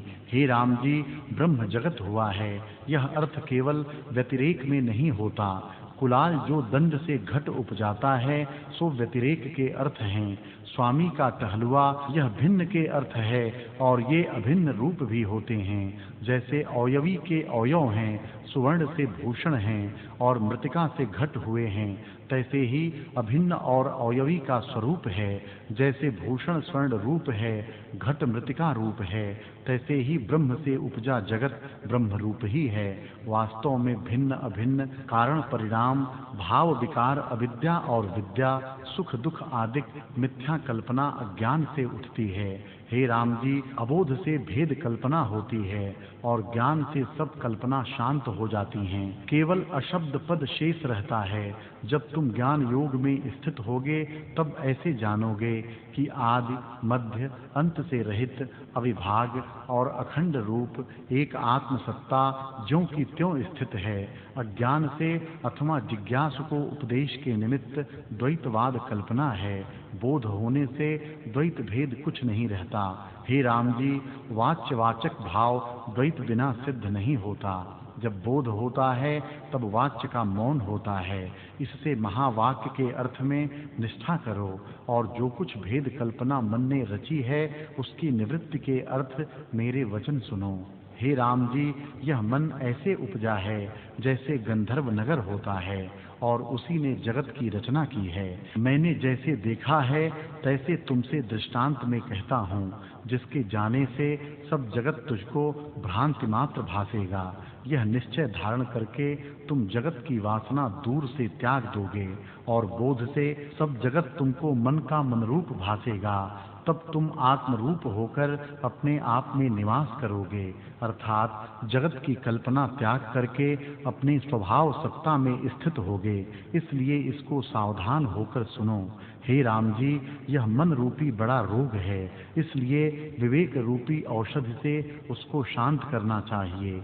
सब जगत चित्त की कल्पना है, वास्तव में वह शरीर आदि कुछ नहीं। जैसे रेत से तेल नहीं निकलता, तैसे ही जगत से वास्तव में कुछ नहीं निकलता, चित्त द्वारा भासता है। वह चित्त रूपी संसार स्वप्न की भांति है और राग द्वेष आदि संकल्पों से युक्त है। जो उससे रहित होता है वही संसार समुद्र के पार जाता है। इसलिए शुभ गुणों से चित्त की शुद्धि करो। जो विवेकी हैं वे शुभ कार्य करते हैं, अशुभ नहीं करते और आहार व्यवहार भी विचार के करते हैं। उन्हीं आर्यों की भांति तुम भी शास्त्रों के अनुसार चेष्टा करो। जब तुमको ऐसा अभ्यास होगा तब तुम शीघ्र ही ज्ञानवान होगे और ज्ञान के प्राप्त होने से सब कल्पना मिट जाएगी और आत्म स्थिति होगी। चित्त ने सब जगत रूपी चित्र मन ही मन रचे हैं। जैसे मोर का अंडा काल पाकर अनेक रंग धारण करता है, तैसे ही मन अनेक प्रकार के जगत धारण करता है। वह मन जड़ और अजड़ रूप है। उसमें जो चेतन भाग है वह सब अर्थों का बीज रूप है, अर्थात सबका उपादान है और जड़ भाग जगत रूप है। हे राम जी, सर्ग के आदि में पृथ्वी आदि तत्व न थे। जैसे स्वप्न में जगत विद्यमान की भांति भासता है, तैसे ही ब्रह्मा ने विद्यमान की भांति उसको देखा। जड़ संवेदन से पहाड़ आदि जगत देखा और चेतन संवेदन से जंगम रूप देखा। वह सब जगत दीर्घ वेदना है। वास्तव में देहादिक सब शून्य हैं और आत्मा में व्यापे हुए हैं। आत्मा का कोई शरीर नहीं। अपने से जो दृश्य रूप मन चेता है वही आत्मा का शरीर है। वह आत्मा विस्तरण रूप है और निर्मल स्थित है और मन उसका आभास रूप है। जैसे सूर्य की किरणों से जलाभास होता है, तैसे ही आत्मा का आभास मन है। वह मन रूपी बालक अज्ञान से जगत रूपी पिशाच को देखता है और ज्ञान से परमात्म पद शांत रूप निरामय को देखता है। हे राम जी, जब आत्मा चैत्यता को प्राप्त होती है तब वही चित्त रूप दृश्य एक ब्रह्म का द्वैत देखता है। उसकी निवृत्ति के लिए मैं तुमसे एक कथा कहता हूँ। गुरु के वचन जो दृष्टांत सहित होते हैं और वाणी भी मधुर और स्पष्ट होती है, तो श्रोता के हृदय में वह अक्षर जैसे जल के तेल की बूंद फैल जाती है, तैसे ही फैल जाते हैं। और जो दृष्टांत से रहित होते और अर्थ स्पष्ट नहीं होता, तो वह क्षोभ संयुक्त वचन कहाता है और अक्षर पूर्ण नहीं होते। इसलिए वे वचन श्रोता के हृदय में नहीं ठहरते और उपदेष्टा के वचन निष्फल हो जाते हैं। मैं तुमसे एक आख्यान नाना प्रकार के दृष्टांतों सहित मधुर वाणी में स्पष्ट करके कहता हूँ। जैसे चंद्रमा की किरणें अपने गृह पर उदय हों और मंदिर शीतल हो जावे, तैसे ही मेरे स्पष्ट वचन और प्रकाश रूप अर्थ सुनने से तुम्हारा भ्रम निवृत्त हो जावेगा। इत श्री योग वासिष्ठे उत्पत्ति प्रकरणे मन अंकुरोत्पत्ति कथन नाम षष्ठित मत्सर्गः। वशिष्ठ जी बोले, हे राम जी, पूर्व जो मुझको ब्रह्मा जी ने सर्ग का वृतांत कहा है वह मैं तुमसे कहता हूँ। एक समय मैंने ब्रह्मा जी के पास जाकर पूछा कि हे भगवन, ये जगत गण कहाँ से आए और कैसे उत्पन्न हुए। तब पितामह जी ने मुझसे इंदु ब्राह्मण का आख्यान इस भांति कहा। वे बोले, हे मुनीश्वर, यह सब जगत मन से उपजा है और मन से ही भासता है। जैसे जल में द्रवता के कारण नाना प्रकार के तरंग और चक्र फुरते हैं, तैसे ही मन के फुरने से सब जगत फुरते हैं और मन रूप ही हैं। हे मुनीश्वर, पूर्व कल्प में मैंने एक वृतांत देखा है, उसे सुनो। एक समय जब दिन का क्षय हुआ, तब मैं संपूर्ण सृष्टि को संहार एकाग्र भाव हो रात्रि को स्वस्थ भाव होकर सो रहा। जब मेरी रात्रि व्यतीत हुई और मैं जागा, तब मैंने उठकर विधि संयुक्त संध्यादिक कर्म किए और बड़े आकाश की ओर देखा कि तम और प्रकाश से रहित शून्य रूप और इतर से रहित व्यापित है। चिदाकाश में चित्त को मिला के जब मैंने सर्ग के उपजाने का संकल्प चित्त में धारण किया, तब मुझको शुद्ध सूक्ष्म चिदाकाश में सृष्टि दृष्टि आई। वह सृष्टि मुझे बड़े विस्तार सहित और परस्पर अदृष्ट रूप दृष्टि आई और हर सृष्टि में ब्रह्मा, विष्णु और रुद्र तीनों देवता भी थे। देवता, गंधर्व, किन्नर और मनुष्य, सुमेरु, मंदराचल, कैलाश, हिमालय आदि पर्वत, पृथ्वी, नदियां, सातों समुद्रादिक सब सृष्टि के विस्तार हैं। वे 10 सृष्टि हैं। उनमें जो 10 ब्रह्मा देखे वे मानो मेरे ही प्रतिबिंब कमल से उत्पन्न हुए हैं और राजहंस के ऊपर आरूढ़ हैं। उनकी भिन्न भिन्न सृष्टि है। उनमें नदी के बड़े प्रवाह चलते हैं, वायु आकाश में चलता है, सूर्य और चंद्रमा उदय होते हैं, देवता स्वर्ग में क्रीड़ा करते हैं, मनुष्य पृथ्वी में फिरते हैं, दैत्य और नाग पाताल में भोग भोगते हैं और काल चक्र फिरता है। 12 मास उसकी 12 कीलें हैं और बसंतादिक 6 ऋतु हैं। वासना के अनुसार शुभाशुभ आचार करके लोग नरक स्वर्ग भोगते हैं और मोक्ष फल पाते हैं। हर सृष्टि में सप्तद्वीप हैं, उत्पत्ति और प्रलय कल्प होते हैं और गंगा जी का प्रवाह जगत के गले में यज्ञोपवीत है। कहीं ऐसे सृष्टि स्थित हैं, कहीं सदा प्रकाश रहता है और कहीं अहंकार से स्थावर जंगम प्रजा हैं। बिजली की भांति सृष्टि उपजती और मिट जाती है। जैसे वृक्ष के पत्र उपजते हैं और नष्ट हो जाते हैं, वैसे ही और गंधर्व नगरवत सृष्टि देखी। एक एक ब्रह्मांड में स्थावर जंगम ऐसी प्रजा देखी। जैसे गूलर के फल में अनेक मच्छर होते हैं, आत्मा में काल का भी अभाव है। क्षण, लव, दिन, मास और वर्षों का प्रभाव चला जाता है। हे मुनीश्वर, अंतवाहक दृष्टि से मैंने उन सृष्टियों को देखा। जब मैं चर्म दृष्टि से देखूं तब कुछ न भासे और दिव्य दृष्टि से देखूं तो सब कुछ भासे। चिरकाल पर्यंत मैं यह चरित्र देखता रहा कि कदाचित चित्त भ्रम हो तो स्पष्ट भासे। तब एक सृष्टि के सूर्य को देख के मैंने आवाहन किया और जब वह मेरे निकट आया तो मैंने उससे कहा, हे देव देवेश भास्कर, तुम कुशल तो हो। ऐसे कहकर फिर मैंने कहा कि हे सूर्य, तुम कौन हो और यह सृष्टि कहाँ से उपजी है। यह एक जगत है, वह ऐसे अनेक जगत हैं, जैसे तुम जानते हो कहो। तब वह सूर्य भी जो त्रिकाल ज्ञान रखता था मुझको जान के प्रणाम कर आनंदित वाणी से बोला, हे ईश्वर, इस दृश्य रूपी पिशाच के आप ही नित्य कारण होते हैं। आप तो सब जानते ही हैं, तो मुझसे क्यों पूछते हैं। यदि लीला के अर्थ पूछते हो तो जैसे हुआ है तैसे मैं आपके सम्मुख निवेदन करता हूँ।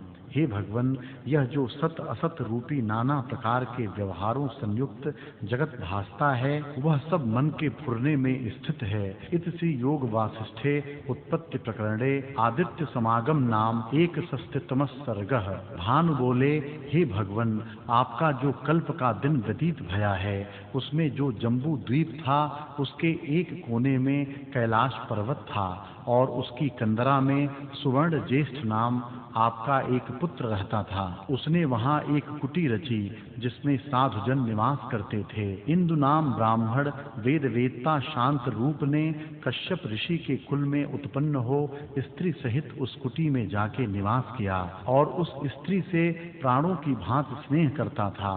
जैसे मरुस्थल में घास नहीं उपजती, तैसे ही उससे संतान न उपजे। और जैसे शरत काल की बेल बहुत सुंदर होती है परंतु फल से शून्य होती है, तैसे ही वह स्त्री थी। तब दोनों स्त्री पुरुष पुत्र के निमित्त कैलाश के निकट निर्जन स्थान और कुंज में एक वृक्ष के ऊपर चढ़ बैठे और तप करने लगे। कुछ दिन तक वे केवल जलपान कर भोजन कुछ न करें और रात दिन व्यतीत करें। फिर कुछ समय तक एक ही अंजलि जलपान करने लगे और फिर उसका भी त्याग कर और फुरने से रहित हो वृक्ष की भांति बैठे रहे। निदान जब उनको तप करते त्रेता और द्वापर युग बीते, तब शशिकलाधारी भवानी शंकर तुष्ट मन होकर आए और क्या देखा कि स्त्री पुरुष दोनों वृक्ष पर बैठे हैं। तब उन्होंने शिव जी को देख के प्रणाम किया तो जैसे दिन की तपन से सकुची हुई चंद्रमुखी कमलनी चंद्रमा के उदय होने से प्रफुल्लित हो आती है, तैसे ही महामहिम की भांति शिव जी को देखकर वे प्रफुल्लित हुए, मानो आकाश और पृथ्वी दोनों रूप धर के आन खड़े हुए हैं। ऐसे भवानी शंकर ने उस ब्राह्मण से कहा, हे ब्राह्मण, मैं तुझ पर तुष्ट हुआ। जो कुछ तुमको वांछित वर है सो तू मांग। हे ब्रह्मा जी, जब ऐसे शिव जी ने कहा तब ब्राह्मण प्रफुल्लित होकर कहने लगा, हे भगवन, हे देव देवेश, मेरे गृह में 10 पुत्र बड़े बुद्धिमान और कल्याण मूर्ति हों, जिससे मुझको फिर शोक कदाचित न हो। तब ईश्वर ने कहा, ऐसे ही होगा। ऐसे कहकर जब शिव जी समुद्र के तरंगवत अंतर्ध्यान हुए, तब वे स्त्री पुरुष दोनों शिव के चरणों को ग्रहण करके प्रसन्न हुए और जैसे सदाशिव और भवानी की मूर्ति है, तैसे प्रसन्न होकर वे अपने गृह में आए। निदान ब्राह्मणी गर्भवती हुई और समय पाके उसके 10 पुत्र हुए। जैसे द्वितीया के चंद्रमा की शोभा होती है, तैसे ही उसकी शोभा हुई और 16 वर्ष के आकार की भांति ब्राह्मणी का आकार रहा, वृद्ध न हुई। वे बालक 10 संस्कारों को ले उपजे और जैसे वर्षा काल की बदली थोड़ी भी शीघ्र बड़ी हो जाती है, तैसे ही वे थोड़े ही काल में बड़े हो गए। जब 7 वर्षों के हुए, तब वे सब वाणी के वेत्ता हुए और उनके माता और पिता दोनों शरीर त्याग के अपनी गति में प्राप्त हुए। वे 10 ब्राह्मण माता पिता से रहित हो गृह को त्याग के कैलाश के शिखर पर जा चढ़े और परस्पर विचार करने लगे कि वह कौन ईश्वर है जो परमेश्वर रूप है और वह कौन ईश्वर पद है जिसके पाने से फिर दुखी भी न हो और नाश भी न हो और सबका ईश्वर हो। तब एक भाई ने कहा कि सबसे बड़ा ऐश्वर्य मंडलेश्वर का है, क्योंकि सब पर उसकी आज्ञा चलती है। दूसरे भाई ने कहा कि मंडलेश्वर की विभूति भी कुछ नहीं, क्योंकि वह भी राजा के अधीन होता है, इससे राजा का पद बड़ा है। तीसरे ने कहा राजा की विभूति भी कुछ नहीं, क्योंकि राजा चक्रवर्ती के अधीन होता है, इसलिए चक्रवर्ती का पद बड़ा है। चौथे ने कहा कि चक्रवर्ती भी कुछ नहीं, क्योंकि वह भी यम के अधीन होता है, इससे यम का पद बड़ा है। पांचवें ने कहा कि इंद्र के आगे यम की विभूति कुछ नहीं, इससे इंद्र का पद बड़ा है। छठे ने कहा कि इंद्र की विभूति भी कुछ नहीं, ब्रह्मा के एक मुहूर्त में इंद्र नष्ट हो जाता है। तब सबसे बड़े भाई ने, जो बड़ा बुद्धिमान था, गंभीर वचन से कहा कि जो कुछ विभूति है सो सब ब्रह्मा के कल्प में नष्ट हो जाती है। इससे बड़ा ऐश्वर्य ब्रह्मा जी का है, इससे बड़ा और कोई नहीं। हे भगवन, इस प्रकार जब बड़े भाई ने कहा तब सबने कहा भली कही भली कही। फिर सबने बड़े भाई से कहा, हे तात, जो सबका दुख नाश करता और जगत पूज्य ब्रह्म पद है, तो उसको कैसे प्राप्त हों? जिस उपाय से हम प्राप्त हों वह उपाय कहो। उसने कहा, हे भाइयों, और सब भावनाओं को त्याग करो और यह निश्चय करो कि हम ब्रह्मा हैं और पद्मासन पर बैठे हैं। सब सृष्टि के कर्ता और सबकी पालना और संहार करता हम ही हैं, और जो कुछ जगत जाल है उसका आश्रय भूत हम नहीं। सब सृष्टि हमारे अंग में स्थित है। जब हम ऐसा निश्चय और सजात भावना धर के बैठेंगे तब हमको ब्रह्मा का पद प्राप्त होगा।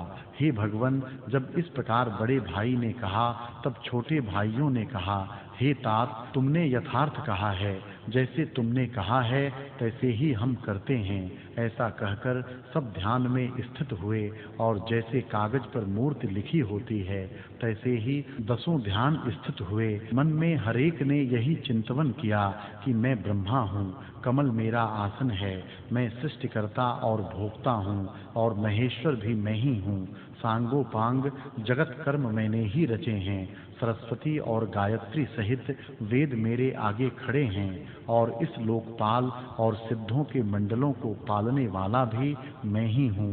स्वर्ग, भूमि, पाताल, पहाड़, नदियाँ और समुद्र सब मैंने रचे हैं और महाबाहु वज्र को धारने वाला और यज्ञों का भोक्ता इंद्र मैंने ही रचा है। सूर्य मेरी आज्ञा से तपता है और जगत की मर्यादा के निमित्त सब लोकपाल मैंने ही रचे हैं। जैसे गौ को गोपाल पालता है तैसे ही लोकपाल मेरी आज्ञा पाकर जीवों को पालते हैं, और जैसे समुद्र में तरंग उपजते और मिट जाते हैं तैसे ही जगत मुझसे उपजा है और फिर मुझ में ही लीन होता है।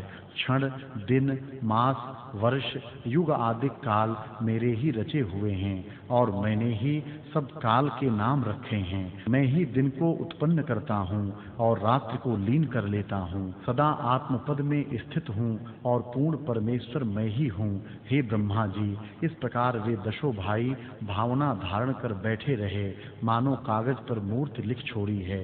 इत श्री योग वासिष्ठे उत्पत्ति प्रकरणे ऐदव समाधि वर्णन नाम 20तमः सर्गः।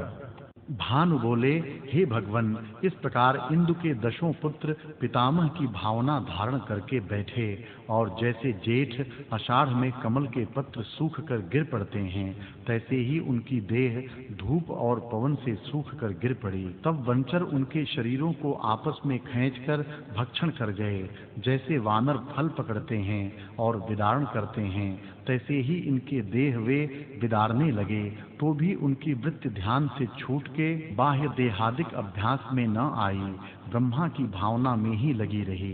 इस प्रकार जब चारों युग का अंत हुआ और तुम्हारे कल्प दिन का क्षय होने लगा तब 12 सूर्य तपने लगे, पुष्कल मेघ गरज के वर्षने लगे, बड़ा भूचाल आया, वायु चलने लगा, समुद्र उछलने लगे, सब जल ही जल हो गया और सब भूत क्षय हो गए। जब सबको संहार करके रात्रि को वे आत्मपद में स्थित हुए तब उनके शरीर भी नष्ट हो गए और पुर्यष्टक आकाश में आकाश रूप होके ब्रह्मा के संकल्प को लेकर तीव्र भावना के वश से दसों सृष्टि सहित भिन्न भिन्न अपनी अपनी सृष्टि के 10 ब्रह्मा हुए। फिर जाग कर देखते हैं कि आकाश में फुरते हैं। हे भगवन, उन दशों ब्राह्मणों के चित्त आकाश में ही सब सृष्टि स्थित हैं। उन दशों सृष्टियों में से एक सृष्टि का सूर्य मैं हूँ। आकाश में मेरा मंदिर है और क्षण, दिन, पक्ष, मास और युग मुझसे ही होते हैं। इस क्रिया में मुझको उन्होंने लगाया है। हे भगवन, इस प्रकार मैंने आपसे दशों ब्रह्मा और उनकी दसों सृष्टि कहीं। वे सृष्टि सब मनोमात्र हैं। अब जैसी आपकी इच्छा हो तैसी कीजिए। भिन्न भिन्न जगत जाल कल्पना जो इंद्रजाल की भांति विस्तृत हुई हैं, वे चित्त के भ्रम से भासती हैं। इत श्री योग वासिष्ठे उत्पत्ति प्रकरणे जगत रचना निर्वाण वर्णन नाम 63तमः सर्गः। इतना कहकर ब्रह्मा जी बोले, हे ब्राह्मण, ब्रह्मवेत्ताओं में श्रेष्ठ, इस प्रकार ब्रह्मा के सूर्य ब्रह्मा से कहकर जब तृष्णीम हुए, तब उनके वचनों को विचार कर मैंने कहा, हे भानु, तुमने सृष्टि 10 कहीं, अब मैं क्या रचूं? यह तो 10 सृष्टि हुई हैं और 10 ब्रह्मा हैं, अब मेरे रचने से क्या सिद्ध होगा?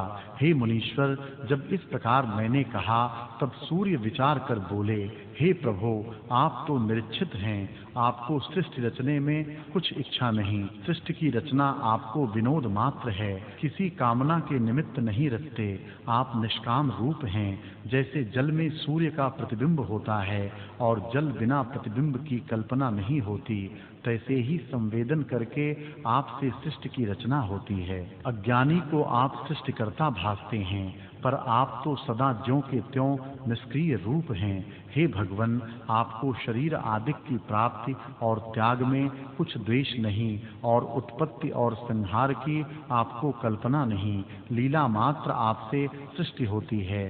जैसे सूर्य से दिन होता है और सूर्य के अस्त होने से दिन लय हो जाता है, पर सूर्य असंसक्त रूप है, तैसे ही आप में संवेदन के फुरने से सृष्टि होती है और संवेदन के अस्फुर हुए सृष्टि का लय होता है, पर आप सदा अनासक्त हैं। जगत की रचना आपका नित्य कर्म है और उस कर्म के त्याग करने से आपको कुछ अपूर्व वस्तु भी नहीं प्राप्त होती।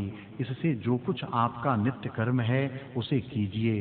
हे जगतपति, जैसे निष्कलंक दर्पण प्रतिबिंब अंगीकार करता है, तैसे ही महापुरुष यथा प्राप्त कर्म को असंसक्त होकर अंगीकार करते हैं। जैसे ज्ञानवान को कर्म करने में कुछ प्रयोजन नहीं, तैसे ही उसको करने में और न करने में कुछ प्रयोजन नहीं। करना न करना दोनों उसको सम है, इस कारण दोनों में आप सुषुप्ति रूप हैं। हे भगवन, आप तो सदा सुषुप्ति रूप हैं और उत्थान किसी प्रकार नहीं। इससे आप सुषुप्ति रूप प्रबोध होकर अपने प्रकृत आचार कीजिए।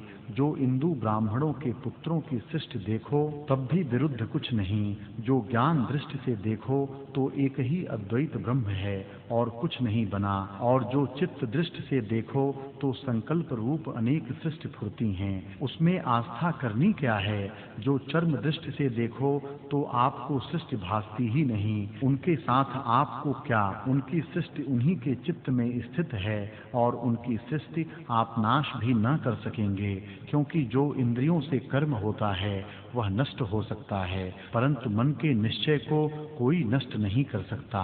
हे भगवन, जो निश्चय जिसके चित्त में दृढ़ हो गया है उसको वही निवृत्त करे तो निवृत्त होता है और कोई निवृत्त नहीं कर सकता। देह नष्ट होने से निश्चय नहीं नष्ट होता, जो चिरकाल का निश्चय दृढ़ हो रहा है उसका स्वरूप से नाश नहीं होता। हे भगवन, जो मन में दृढ़ निश्चय हो रहा है वही पुरुष का रूप है, उसका निश्चय और किसी से नहीं होता। जैसे जल सींचने से पर्वत चलायमान नहीं होता, तैसे ही चित्त का निश्चय और से चलायमान नहीं होता। इत श्री योग वासिष्ठे उत्पत्ति प्रकरणे ऐन्दव निश्चय कथन नाम चतुःषष्टितमः सर्गः। भानु बोले, हे देवेश, इस पर एक पूर्व इतिहास है, वह आप सुनिए। इंद्रद्रुम नामक एक राजा था और उसकी कमल नयनी अहिल्या रानी थी। उसके नगर में इंद्र नामक एक ब्राह्मण का पुत्र बहुत सुंदर और बलवान रहता था। एक समय उस रानी ने पूर्व की अहिल्या गौतम की स्त्री और इंद्र की कथा सुनी। तब एक सहेली ने कहा, हे रानी, जैसे पूर्व अहिल्या थी तैसे ही तुम भी हो, और जैसा वह इंद्र सुंदर था तैसे ही तुम्हारे नगर में भी एक इंद्र ब्राह्मण है। हे भगवन, जब इस प्रकार रानी ने सुना तब उस इंद्र में रानी का अनुराग हुआ, परंतु वह रानी को न मिले और रानी का शरीर इसी कारण दिन पर दिन सूखता जावे। निदान राजा ने सुना कि उसको गर्मी का कुछ रोग है, इस कारण उसकी निवृत्ति के लिए केले के पत्र और शीतल औषधि उसको दिलवाए, परंतु उसको वांछित पदार्थ कोई दृष्टि न आए और खाना पीना शय्यादिक जो कुछ इंद्रियों के वांछित पदार्थ हैं वह उसको कोई सुख रूप न भासे। वह दिन दिन पीतवर्ण होती जावे और इंद्र के वियोग से जैसे जल बिना मछली मरुस्थल में तड़फे तैसे ही वह तड़फती रहे और कहे, हा इंद्र, निदान जब उसने लोक लाज त्याग दी तब इंद्र में उसका बहुत स्नेह बढ़ गया। तब विचार कर एक सखी ने कहा, हे रानी, मैं ब्राह्मण को ले आती हूँ।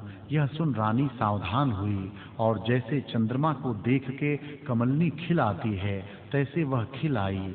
वह सखी रानी से कह के ब्राह्मण के घर गई और उस इंद्र को प्रबोध करके रात्रि के समय अहिल्या के पास ले आई। जब वह गोप्य स्थान में इकट्ठे हुए तो परस्पर लीला करने लगे और दोनों का चित्त परस्पर स्नेह से बध गया और बहुत प्रसन्न हुए। जैसे चकवी चकवे और रति और कामदेव का स्नेह होता है, तैसे ही उनका स्नेह हुआ और एक दूसरे के बिना एक क्षण भी न रह सके। निदान सब क्रिया उनकी निवृत्त हो गई और लज्जा भी दूर हो गई। जैसे चंद्रमा को देख के चंद्रमुखी कमल प्रसन्न हो, तैसे ही एक दूसरे को देख के वे प्रसन्न होवें। हे भगवन, उस रानी का भर्ता भी बड़ा गुणवान था, परंतु रानी ने भर्ता का त्याग किया और इंद्र से उसने स्नेह किया। जब राजा ने उनका संपूर्ण वृतांत सुना तो उनको दंड देने लगा, परंतु उनको कुछ खेद न हो और जब कीचड़ में डालें तब कमल की भांति ऊपर ही रहे, कुछ कष्ट न हो। फिर जब बर्फ में उनको डाला तो भी खेदवान न हुए। तब राजा ने कहा, हे दुर्मतियों, तुमको दुख क्यों नहीं होता? उन्होंने कहा, हमको दुख कैसे हो, हम तो अपने आप को भी नहीं जानते। तब अहिल्या ने कहा, मुझको सब इंद्र ही भासता है, भिन्न दुख क्या हो? इंद्र ने कहा, मुझको सब अहिल्या ही भासती है, भिन्न दुख कहाँ हो? तेरे दंड देने से हमको कुछ दुख नहीं होता, हम परस्पर हर्षवान हैं।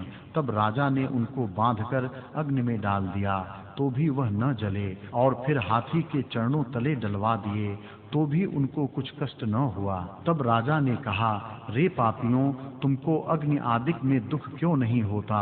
तब इंद्र ने कहा, हे राजन, जो कुछ जगत जाल है वह मन में स्थित है। जैसा मन है तैसा पुरुष रूप है। जैसा निश्चय मन में दृढ़ होता है उसको कोई दूर नहीं कर सकता। चाहे कोई हमको दंड दे, परंतु हमको कुछ दुख न होगा, क्योंकि हमारे हृदय में परस्पर प्रतिभा हो रही है। जो कोई अनिष्ट हमको हो तो दुख भी हो, हमको अनिष्ट तो कोई नहीं, तब दुख कैसे हो? हे राजन, जो कुछ मन में दृढ़ीभूत होता है वही भासता है, उसका निश्चय कोई दूर नहीं कर सकता। शरीर नष्ट हो जाता है, परंतु मन का निश्चय नष्ट नहीं होता। हे राजन, जो मन में तीव्र संवेग होता है सो वर और शाप से भी दूर नहीं होता। जैसे सुमेरु पर्वत को मंद मंद वायु नहीं चला सकता, तैसे ही मन के निश्चय को कोई नहीं चला सकता। मेरे हृदय में इसकी मूर्ति स्थिरीभूत है और इसके हृदय में मेरी मूर्ति स्थिरीभूत है। इसको सब जगत मैं ही भासता हूँ और मुझको सब जगत यही भासती हैं। जो कुछ दूसरा भासे तो दुख भी हो, जैसे लोहे के कोट में कोई दुख नहीं दे सकता, तैसे ही मुझको कोई दुख नहीं। मैं जहाँ जाता हूँ वहाँ सब ओर से अहिल्या भी भासती है। जैसे ज्येष्ठ आषाढ़ की वर्षा में पर्वत चलायमान नहीं होता, तैसे ही हमको दुख नहीं। हे राजन, मन का ही नाम अहिल्या और इंद्र है और मन ही ने सब जगत रचा है। जैसा जैसा मन में दृढ़ निश्चय होता है तैसा ही भासता है और सुमेरु की भांति स्थिर हो जाता है, कदापि नष्ट नहीं होता। जैसे पत्र, कमल, फूल और टहनी के काटने से वृक्ष नष्ट नहीं होता, जब बीज भी नष्ट हो तब वृक्ष नष्ट होता है, तैसे ही शरीर के नष्ट होने से मन का निश्चय नष्ट नहीं होता। जब मन का निश्चय ही उलट पड़े तभी दूर होता है। एक शरीर जब नष्ट होता है तब जीव और शरीर धर लेता है। जैसे स्वप्न में यह शरीर रहता है और अन्य शरीर धर के चेष्टा करता है तो शरीर के ही अधीन हुआ, तैसे ही शरीर के नष्ट हुए मन का निश्चय दूर नहीं होता। जब मन नष्ट होता है तब शरीर के होते भी कुछ क्रिया सिद्ध नहीं होती। इससे सबका बीज मन ही है। जैसे पत्र, टहनी, फल और फूल का कारण जल है, तैसे ही सब पदार्थों का कारण मन है। जैसा चित्त है तैसा रूप पुरुष का है। इससे जहाँ मेरा चित्त जाता है वहाँ सब ओर से रानी ही भासती है, मुझको दुख कैसे हो। इति श्री योग वासिष्ठे उत्पत्ति प्रकरणे कृत्रिम इंद्र वाक्यम नाम पंचषष्टितमः सर्गः। भानु बोले, हे भगवन, इस प्रकार जब इंद्र ब्राह्मण ने कहा तब कमल नयन राजा ने भरत नाम ऋषीश्वर से जो समीप बैठे थे कहा, हे सर्व धर्मों के वेत्ता भरत मुनीश्वर, तुम देखो कि यह कैसा ढीठ पापात्मा है। जैसा इनका पाप है उसके अनुसार इनको शाप दो कि यह मर जावें।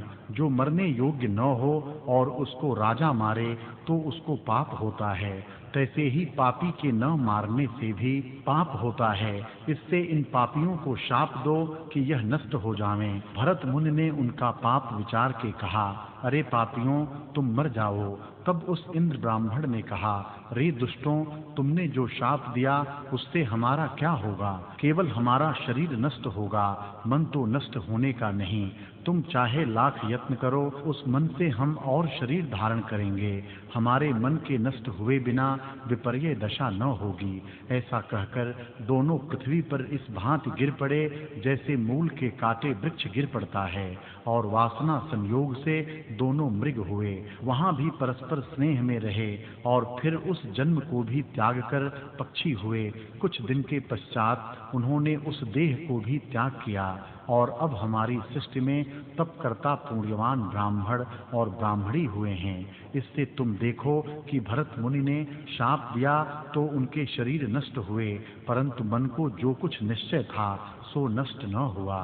वे जहाँ शरीर पावें वहाँ दोनों इकट्ठे ही अकृत्रिम प्रेमवान रहें और किसी से आनंदमान न हों। इति श्री योग वासिष्ठे उत्पत्ति प्रकरणे अहिल्यानुराग समाप्ति वर्णन नाम षट्षष्टितमः सर्गः। भानु बोले, हे नाथ, आप देखें कि जैसा मन का निश्चय होता है उसके अनुसार आगे भासता है। इंदु के पुत्र की सृष्टिवत मन के निश्चय को कोई दूर नहीं कर सकता। हे जगत के पति, मन ही जगत का कर्ता और मन ही पुरुष है। मन का किया सब कुछ होता है और शरीर का किया कोई कार्य नहीं होता। जो मन में दृढ़ निश्चय होता है वह किसी औषध से दूर नहीं होता। जैसे मणि में प्रतिबिंब मणि के उठाए बिना नहीं दूर होता, तैसे ही मन का निश्चय भी किसी और से दूर नहीं होता। जब मन ही उल्टे तभी दूर हो। इसी से कहा है कि अनेक सृष्टि के भ्रम चित्त में स्थित हैं। इससे हे ब्रह्मा जी, आप भी चिदाकाश में सृष्टि रचो। हे नाथ, 3 आकाश हैं, एक भूताकाश, दूसरा चित्ताकाश और तीसरा चिदाकाश। ये तीनों अनंत हैं, इनका अंत कहीं नहीं। भूताकाश चित्ताकाश के आश्रय स्थित है और चित्ताकाश चिदाकाश के आश्रय है। भूताकाश और चित्ताकाश ये दोनों चिदाकाश के आश्रय से प्रकाशित हैं। इससे चिदाकाश के आश्रय जितनी आपकी इच्छा हो उतनी सृष्टि आप भी रचिए। चिदाकाश अनंत रूप है। इंदु ब्राह्मण के पुत्रों ने आपका क्या लिया है? अपना नित्य कर्म आप भी कीजिए। ब्रह्मा जी बोले, हे वशिष्ठ जी, इस प्रकार जब सूर्य ने मुझसे कहा तो मैंने विचार करके कहा, हे भानु, तुमने युक्त वचन कहे हैं कि एक भूताकाश है, दूसरा चित्ताकाश है और तीसरा चिदाकाश है। वे तीनों अनंत हैं, परंतु भूताकाश और चित्ताकाश दोनों चिदाकाश के आश्रय फुरते हैं। इससे हम भी अपने नित्य कर्म करते हैं और जो कुछ मैं तुमसे कहता हूँ वह तुम भी मानो।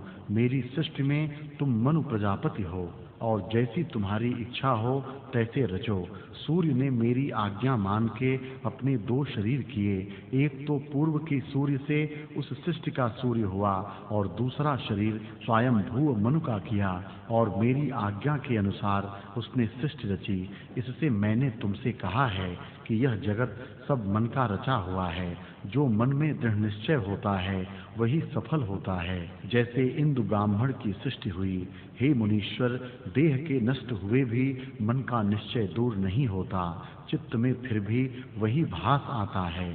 वह चित्त आत्मा का किंचन रूप है। जैसे उसमें स्फूर्ति होती है तैसे ही होकर भासता है। प्रथम जो शुद्ध संवित रूप में उत्थान हुआ है वह अंतवाहक शरीर है, और फिर जो उसमें दृढ़ अभ्यास और स्वरूप का प्रमाद हुआ तो आधि भौतिक शरीर हुए, और जब आधि भौतिक का अभिमानी हुआ तब उसका नाम जीव हुआ। देहाभिमान से नाना प्रकार की वासना होती है और उसके अनुसार घटी यंत्र की भांति भटकता है। जब फिर आत्मा का बोध होता है तब देह से आदि लेकर दृश्य शांत हो जाता है। हे मुनीश्वर, यह सब दृश्य भ्रम से भासता है, वास्तव में न कोई उपजा है और न कोई जगत है। यह सब भ्रम चित्त ने रचा है, उसके अनुसार घटी यंत्र की भांति भटकता है। फिर जब आत्मा का बोध होता है तब देह से आदि ले सब प्रपंच शांत हो जाते हैं। हे मुनीश्वर, जो कुछ दृश्य भासता है वह मन से भासता है, वास्तव में न कोई माया है और न कोई जगत है। यह सब भ्रम भासता है। हे वशिष्ठ जी, और द्वैत कुछ नहीं, चित्त के फुरने से ही अहं त्वं आदिक भ्रम भासते हैं। जैसे इंदु ब्राह्मण के पुत्र मन के निश्चय से ब्रह्मरूप हो गए, तैसे ही मैं ब्रह्मा हूँ। शुद्ध आत्मा में जो चैत्यता होती है वही ब्रह्मा रूप होकर स्थित है, और शुद्ध आत्मा में जो चैत्यता होती है वही मन रूप है। उस मन के संयोग से चेतन को जीव कहते हैं। जब इसमें जीवत्व होता है तब अपनी देह देखता है और फिर नाना प्रकार के जगत भ्रम देखता है। जैसे इंद्र ब्राह्मण के पुत्रों को सृष्टि भासती और जैसे भ्रम से आकाश में दूसरा चंद्रमा और रस्सी में सर्प भासता है, तैसे ही जगत सत्य भी नहीं और असत्य भी नहीं। प्रत्यक्ष देखने से सत्य भासता है और नाश भाव से असत्य है, और वह सब मन में फुरता है। मन के दो रूप हैं, एक जड़ और दूसरा चेतन। जड़ रूप मन का दृश्य रूप है और चेतन रूप ब्रह्मा है। जब दृश्य की ओर फुरता है तब दृश्य रूप होता है, और जब चेतन भाव की ओर स्थित होता है तब जैसे सुवर्ण के जाने से भूषण भाव नष्ट हो जाता है, तैसे ही दृश्य रूप जड़ भाव नष्ट हो जाता है। जब जड़ भाव में फुरता है तब नाना प्रकार के जगत देखता है। वास्तव में ब्रह्मादिक तृण पर्यंत सब ही चैतन्य रूप हैं। जड़ उसको कहना चाहिए जिसमें चित्त का अभाव हो।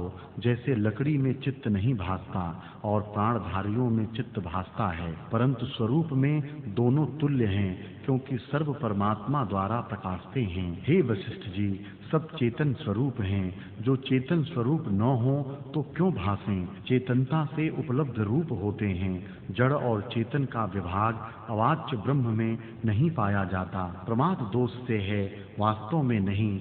जैसे स्वप्न में जो दो प्रकार के जड़ और चेतन भूत भासते हैं उनका प्रमाद होता है, तब उस चेतन भूत प्राणी को जड़ चेतन विभाग भासता है और स्वरूपदर्शी को सब एक स्वरूप है। हे मुनीश्वर, ब्रह्मा में जो चैत्यता हुई वही मन हुआ। उस मन में जो चेतन भाग है वही ब्रह्मा है, और जड़ भाग अबोध है। जब अबोध भाव होता है तब दृश्य भ्रम देखता है, और जब चेतन भाव में स्थित हो जाता है तब शुद्ध रूप होता है। हे मुनीश्वर, चेतन मात्र में अहंकार का उत्थान दृश्य है और परमार्थ में कुछ भेद नहीं। जैसे तरंग जल से भिन्न नहीं, तैसे ही अहं चेतन मात्र से भिन्न नहीं होता। सबकी प्रतीति ब्रह्म ही में होती है। वह परम पद है और सब दुखों से रहित है। वही शुद्ध चित्त जीव जब चैत्य भाव को चेतता है तब जड़ भाव को देखता है। जैसे स्वप्न में कोई अपना मरना देखता है, तैसे ही वह चित्त जड़ भाव को देखता है। आत्मा सर्वशक्तिमान है, करता है तो भी कुछ नहीं करता, और उसके समान और कोई नहीं। हे मुनीश्वर, यह जगत कुछ वास्तव में उपजा नहीं, चित्त के फुरने से भासता है। जब चित्त की स्फूर्ति होती है तब जगत जाल भासता है, और जब चेतन आत्मा में स्थित होता है तब मन का जड़ भाव नहीं रहता। जैसे पारस मणि के मिलाप से तांबा सुवर्ण हो जाता है और फिर उसका तांबा भाव नहीं रहता, तैसे ही जब मन आत्मा में स्थित होता है तब उसकी जड़ता दृश्य भाव नहीं रहती। जैसे स्वर्ण को शोधन करने से उसका मैल जल जाता है और शुद्ध ही शेष रहता है, तैसे ही चित्त जब आत्मा में स्थित होता है तब उसका जड़ भाव जल जाता है और शुद्ध चेतन मात्र शेष रहता है। वास्तव में पूछो तो शुद्ध भी द्वैत में होता है, आत्मा में द्वैत नहीं। इससे शुद्ध कैसे हो? जैसे आकाश के फूल और वृक्ष वास्तव में कुछ नहीं होते, तैसे ही शोधन भी वास्तव में कुछ नहीं। हे मुनीश्वर, जब तक आत्मा का अज्ञान है तब तक नाना प्रकार का जगत भासता है, और जब आत्मा का बोध होता है तब जगत भ्रम नष्ट हो जाता है। यह जगत भ्रम चित्त में है, जैसा निश्चय चित्त में होता है तैसा ही हो भासता है। इसी पर अहिल्या और इंद्र का दृष्टांत कहा है। इससे जैसी भावना दृढ़ होती है तैसा हो भासता है। हे वशिष्ठ जी, जिसको यही भावना दृढ़ है कि मैं देह हूँ, वह पुरुष देह के निमित्त सब चेष्टा करता है और इसी कारण बहुत काल पर्यंत कष्ट पाता है। जैसे बालक वैताल की कल्पना से भय पाता है, तैसे ही देह में अभिमान से जीव कष्ट पाता है। जिसकी भावना देह से निवृत्त होकर शुद्ध चेतन भाव में प्राप्त होती है, उसको देहादिक जगत भ्रम शांत हो जाता है। इत श्री योग वासिष्ठे उत्पत्ति प्रकरणे जीव क्रमोपदेशो नाम सप्तषष्टितमः सर्गः। वशिष्ठ जी बोले, हे राम जी, जब इस प्रकार ब्रह्मा जी ने मुझसे कहा तब मैंने फिर प्रश्न किया, हे भगवन, आपने कहा है कि शाप में मंत्रादिकों का बल होता है। वह शाप भी अचल रूप है, मिटता नहीं। मैंने ऐसा भी देखा है कि शाप से मन, बुद्धि और इंद्रियां भी जड़ीभूत हो जाती हैं, पर ऐसा तो नहीं है कि देह को शाप हो और मन को न हो। हे भगवन, मन और देह तो अनन्य रूप हैं। जैसे वायु और स्पंद में और घृत और चिकनाई में भेद नहीं होता, तैसे ही मन और जगत में भेद नहीं। यदि कहिए कि देह कुछ वस्तु नहीं, चैतन्य ही चित्त है और देह भी चित्त में कल्पित है, जैसे स्वप्न देह मृग तृष्णा का जल और दूसरा चंद्रमा भासता है, सो एक के नष्ट हुए दोनों क्यों नहीं नष्ट होते। जैसे देह के शाप से चाहिए कि मन को भी शाप लग जावे, तो मैंने देखा है कि शाप से भी जड़ीभूत हो गए हैं, और आप कहते हैं कि देह का कर्म मन को नहीं लगता। यह कैसे जानिए? ब्रह्मा बोले, हे मुनीश्वर, ऐसा पदार्थ जगत में कोई नहीं जो सब कर्मों को त्याग कर पूर्ण रूप पुरुषार्थ करने से सिद्ध न हो। पुरुषार्थ करने से सब कुछ होता है। ब्रह्मा से चींटी पर्यंत जिसकी भावना होती है तैसा ही रूप हो भासता है। सब जगत में दो शरीर हैं, एक मन रूपी जो चंचल रूप है और दूसरा आधि भौतिक मांसमय शरीर है। उसका किया कार्य निष्फल होता है और मन से जो चेष्टा होती है वह सुफल होती है। हे मुनीश्वर, जिस पुरुष को मांसमय शरीर में अहं भाव है उसको आधि व्याधि और शाप भी अवश्य लगता है, और मांसमय शरीर में जो गूंगे, दीन और क्षणनाश हैं, उनके साथ जिसका संयोग है वह दीन रहता है। चित्त रूपी शरीर चंचल है, वह किसी के वश नहीं होता, अर्थात उसका वश करना महा कठिन है। जब दृढ़ वैराग्य और अभ्यास हो तब वह वश हो, अन्यथा नहीं होता। मन महाचंचल है और यह जगत मन में है। जैसा जैसा मन में निश्चय है सो दूर नहीं होता। हे मुनीश्वर, जिन पुरुषों ने चित्त को आत्मपद में स्थित किया है उनको अग्नि में भी डालिए तो भी दुख कुछ नहीं होता, और जल में भी उनको दुख नहीं होता, क्योंकि उनका चित्त शरीरादिक भाव ग्रहण नहीं करता, केवल आत्मा में स्थित होता है। हे मुनीश्वर, सब भावों को त्याग कर मन का निश्चय जिसमें दृढ़ होता है वही भासता है। जहाँ मन दृढ़ीभूत होकर चलता है उसको वही भासता है, और किसी संसार के कष्ट और शाप से चलायमान नहीं होता। जो किसी दुख शाप से मन विपर्य भाव में प्राप्त हो जावे तो जानिए कि यह दृढ़ लगा न था, अभ्यास की शिथिलता थी। हे मुनीश्वर, मन की तीव्रता के हिलाने में किसी पदार्थ की शक्ति नहीं, क्योंकि सृष्टि मानसी है। इससे मन को समाये चित्त को परम पद में लगाओ। जब चित्त आत्मा में दृढ़ होता है तब जगत के पदार्थों से चलायमान नहीं होता। मांडव्य ऋषीश्वर को जिनका चित्त आत्मा में लगा हुआ था, शूली पर भी खेद न हुआ। हे मुनीश्वर, जिसमें मन दृढ़ होकर लगता है उसको कोई चला नहीं सकता। जैसे इंद्र ब्राह्मण चलायमान न हुआ, तैसे ही आत्मा में स्थिर हुआ मन चलायमान नहीं होता। हे मुनीश्वर, जैसा जैसा मन में तीव्र भाव होता है उसी की सिद्धता होती है। दीर्घ तपा एक ऋषि था। वह किसी प्रकार अंधे कूप में गिर पड़ा और उस कूप में मन को दृढ़ कर यज्ञ करने लगा। उस यज्ञ से मन में देवता होकर इंद्रपुरी में फल भोगने लगा। और जैसे इंद्र ब्राह्मण के पुत्र मनुष्यों के समान थे और उनके मन में जो ब्रह्मा की भावना थी, उससे वे दशों ब्रह्मा हुए और दशों ने अपनी अपनी सृष्टि रची और वह सृष्टि मुझसे भी नहीं खंडित होती। इससे जो कुछ दृढ़ अभ्यास होता है वह नष्ट नहीं होता। देवता और महर्षि आदि जो धैर्यवान हुए हैं और जिनकी एक क्षण मात्र भी वृत्ति चलायमान नहीं होती, उनको संसार की आदि व्याधि, ताप, शाप, मंत्र और पाप कर्म से लेकर संसार के जो क्षोभ और दुख हैं नहीं स्पर्श करते थे। जैसे कमल फूल का प्रहार शिला नहीं फोड़ सकता, तैसे ही धैर्यवान को संसार का ताप नहीं खंडन कर सकता। जिसको आदि व्याधि दुख देते हैं उसे जानिए कि वह परमार्थ दर्शन से शून्य है। हे मुनीश्वर, जो पुरुष स्वरूप में सावधान हुए हैं उनको कोई दुख स्पर्श नहीं करता और स्वप्न में भी उनको दुख का अनुभव नहीं होता, क्योंकि उनका चित्त सावधान है। इससे तुम भी दृढ़ पुरुषार्थ करके मन से मन को मारो तो जगत भ्रम नष्ट हो जाएगा। हे मुनीश्वर, जिसको स्वरूप का प्रमाद होता है उसको क्षण में जगत भ्रम दृढ़ हो जाता है। जैसे बालक को क्षण में वैताल भास आता है, तैसे ही प्रमाद से जगत भासता है। हे मुनीश्वर, मन रूपी कुलाल है और वृत्ति रूपी मृतिका है। उस मन से वृत्ति क्षण में अनेक आकार धरती है। जैसे मृतिका कुलाल द्वारा घटाधिक अनेक आकार को धरती है, तैसे ही निश्चय के अनुसार वृत्ति अनेक आकारों को पाती है।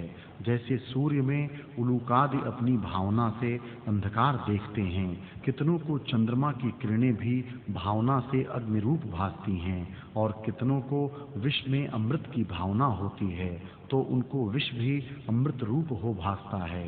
इसी प्रकार कटु, अम्ल और लवण भी भावना के अनुसार भासते हैं। जैसे मन में निश्चय होता है तैसे ही भासता है। मन रूपी बाजीगर जैसी रचना चाहता है तैसी ही रच लेता है और मन का रचा जगत सत्य नहीं और असत्य भी नहीं। प्रत्यक्ष देखने से सत्य है, असत्य नहीं, और नष्ट भाव से असत्य है, सत्य नहीं, और सत्य असत्य भी मन से भासता है, वास्तव में कुछ नहीं। इति श्री योग वासिष्ठे उत्पत्ति प्रकरणे मनो महात्म वर्णन नाम अष्टषष्टितमः सर्गः।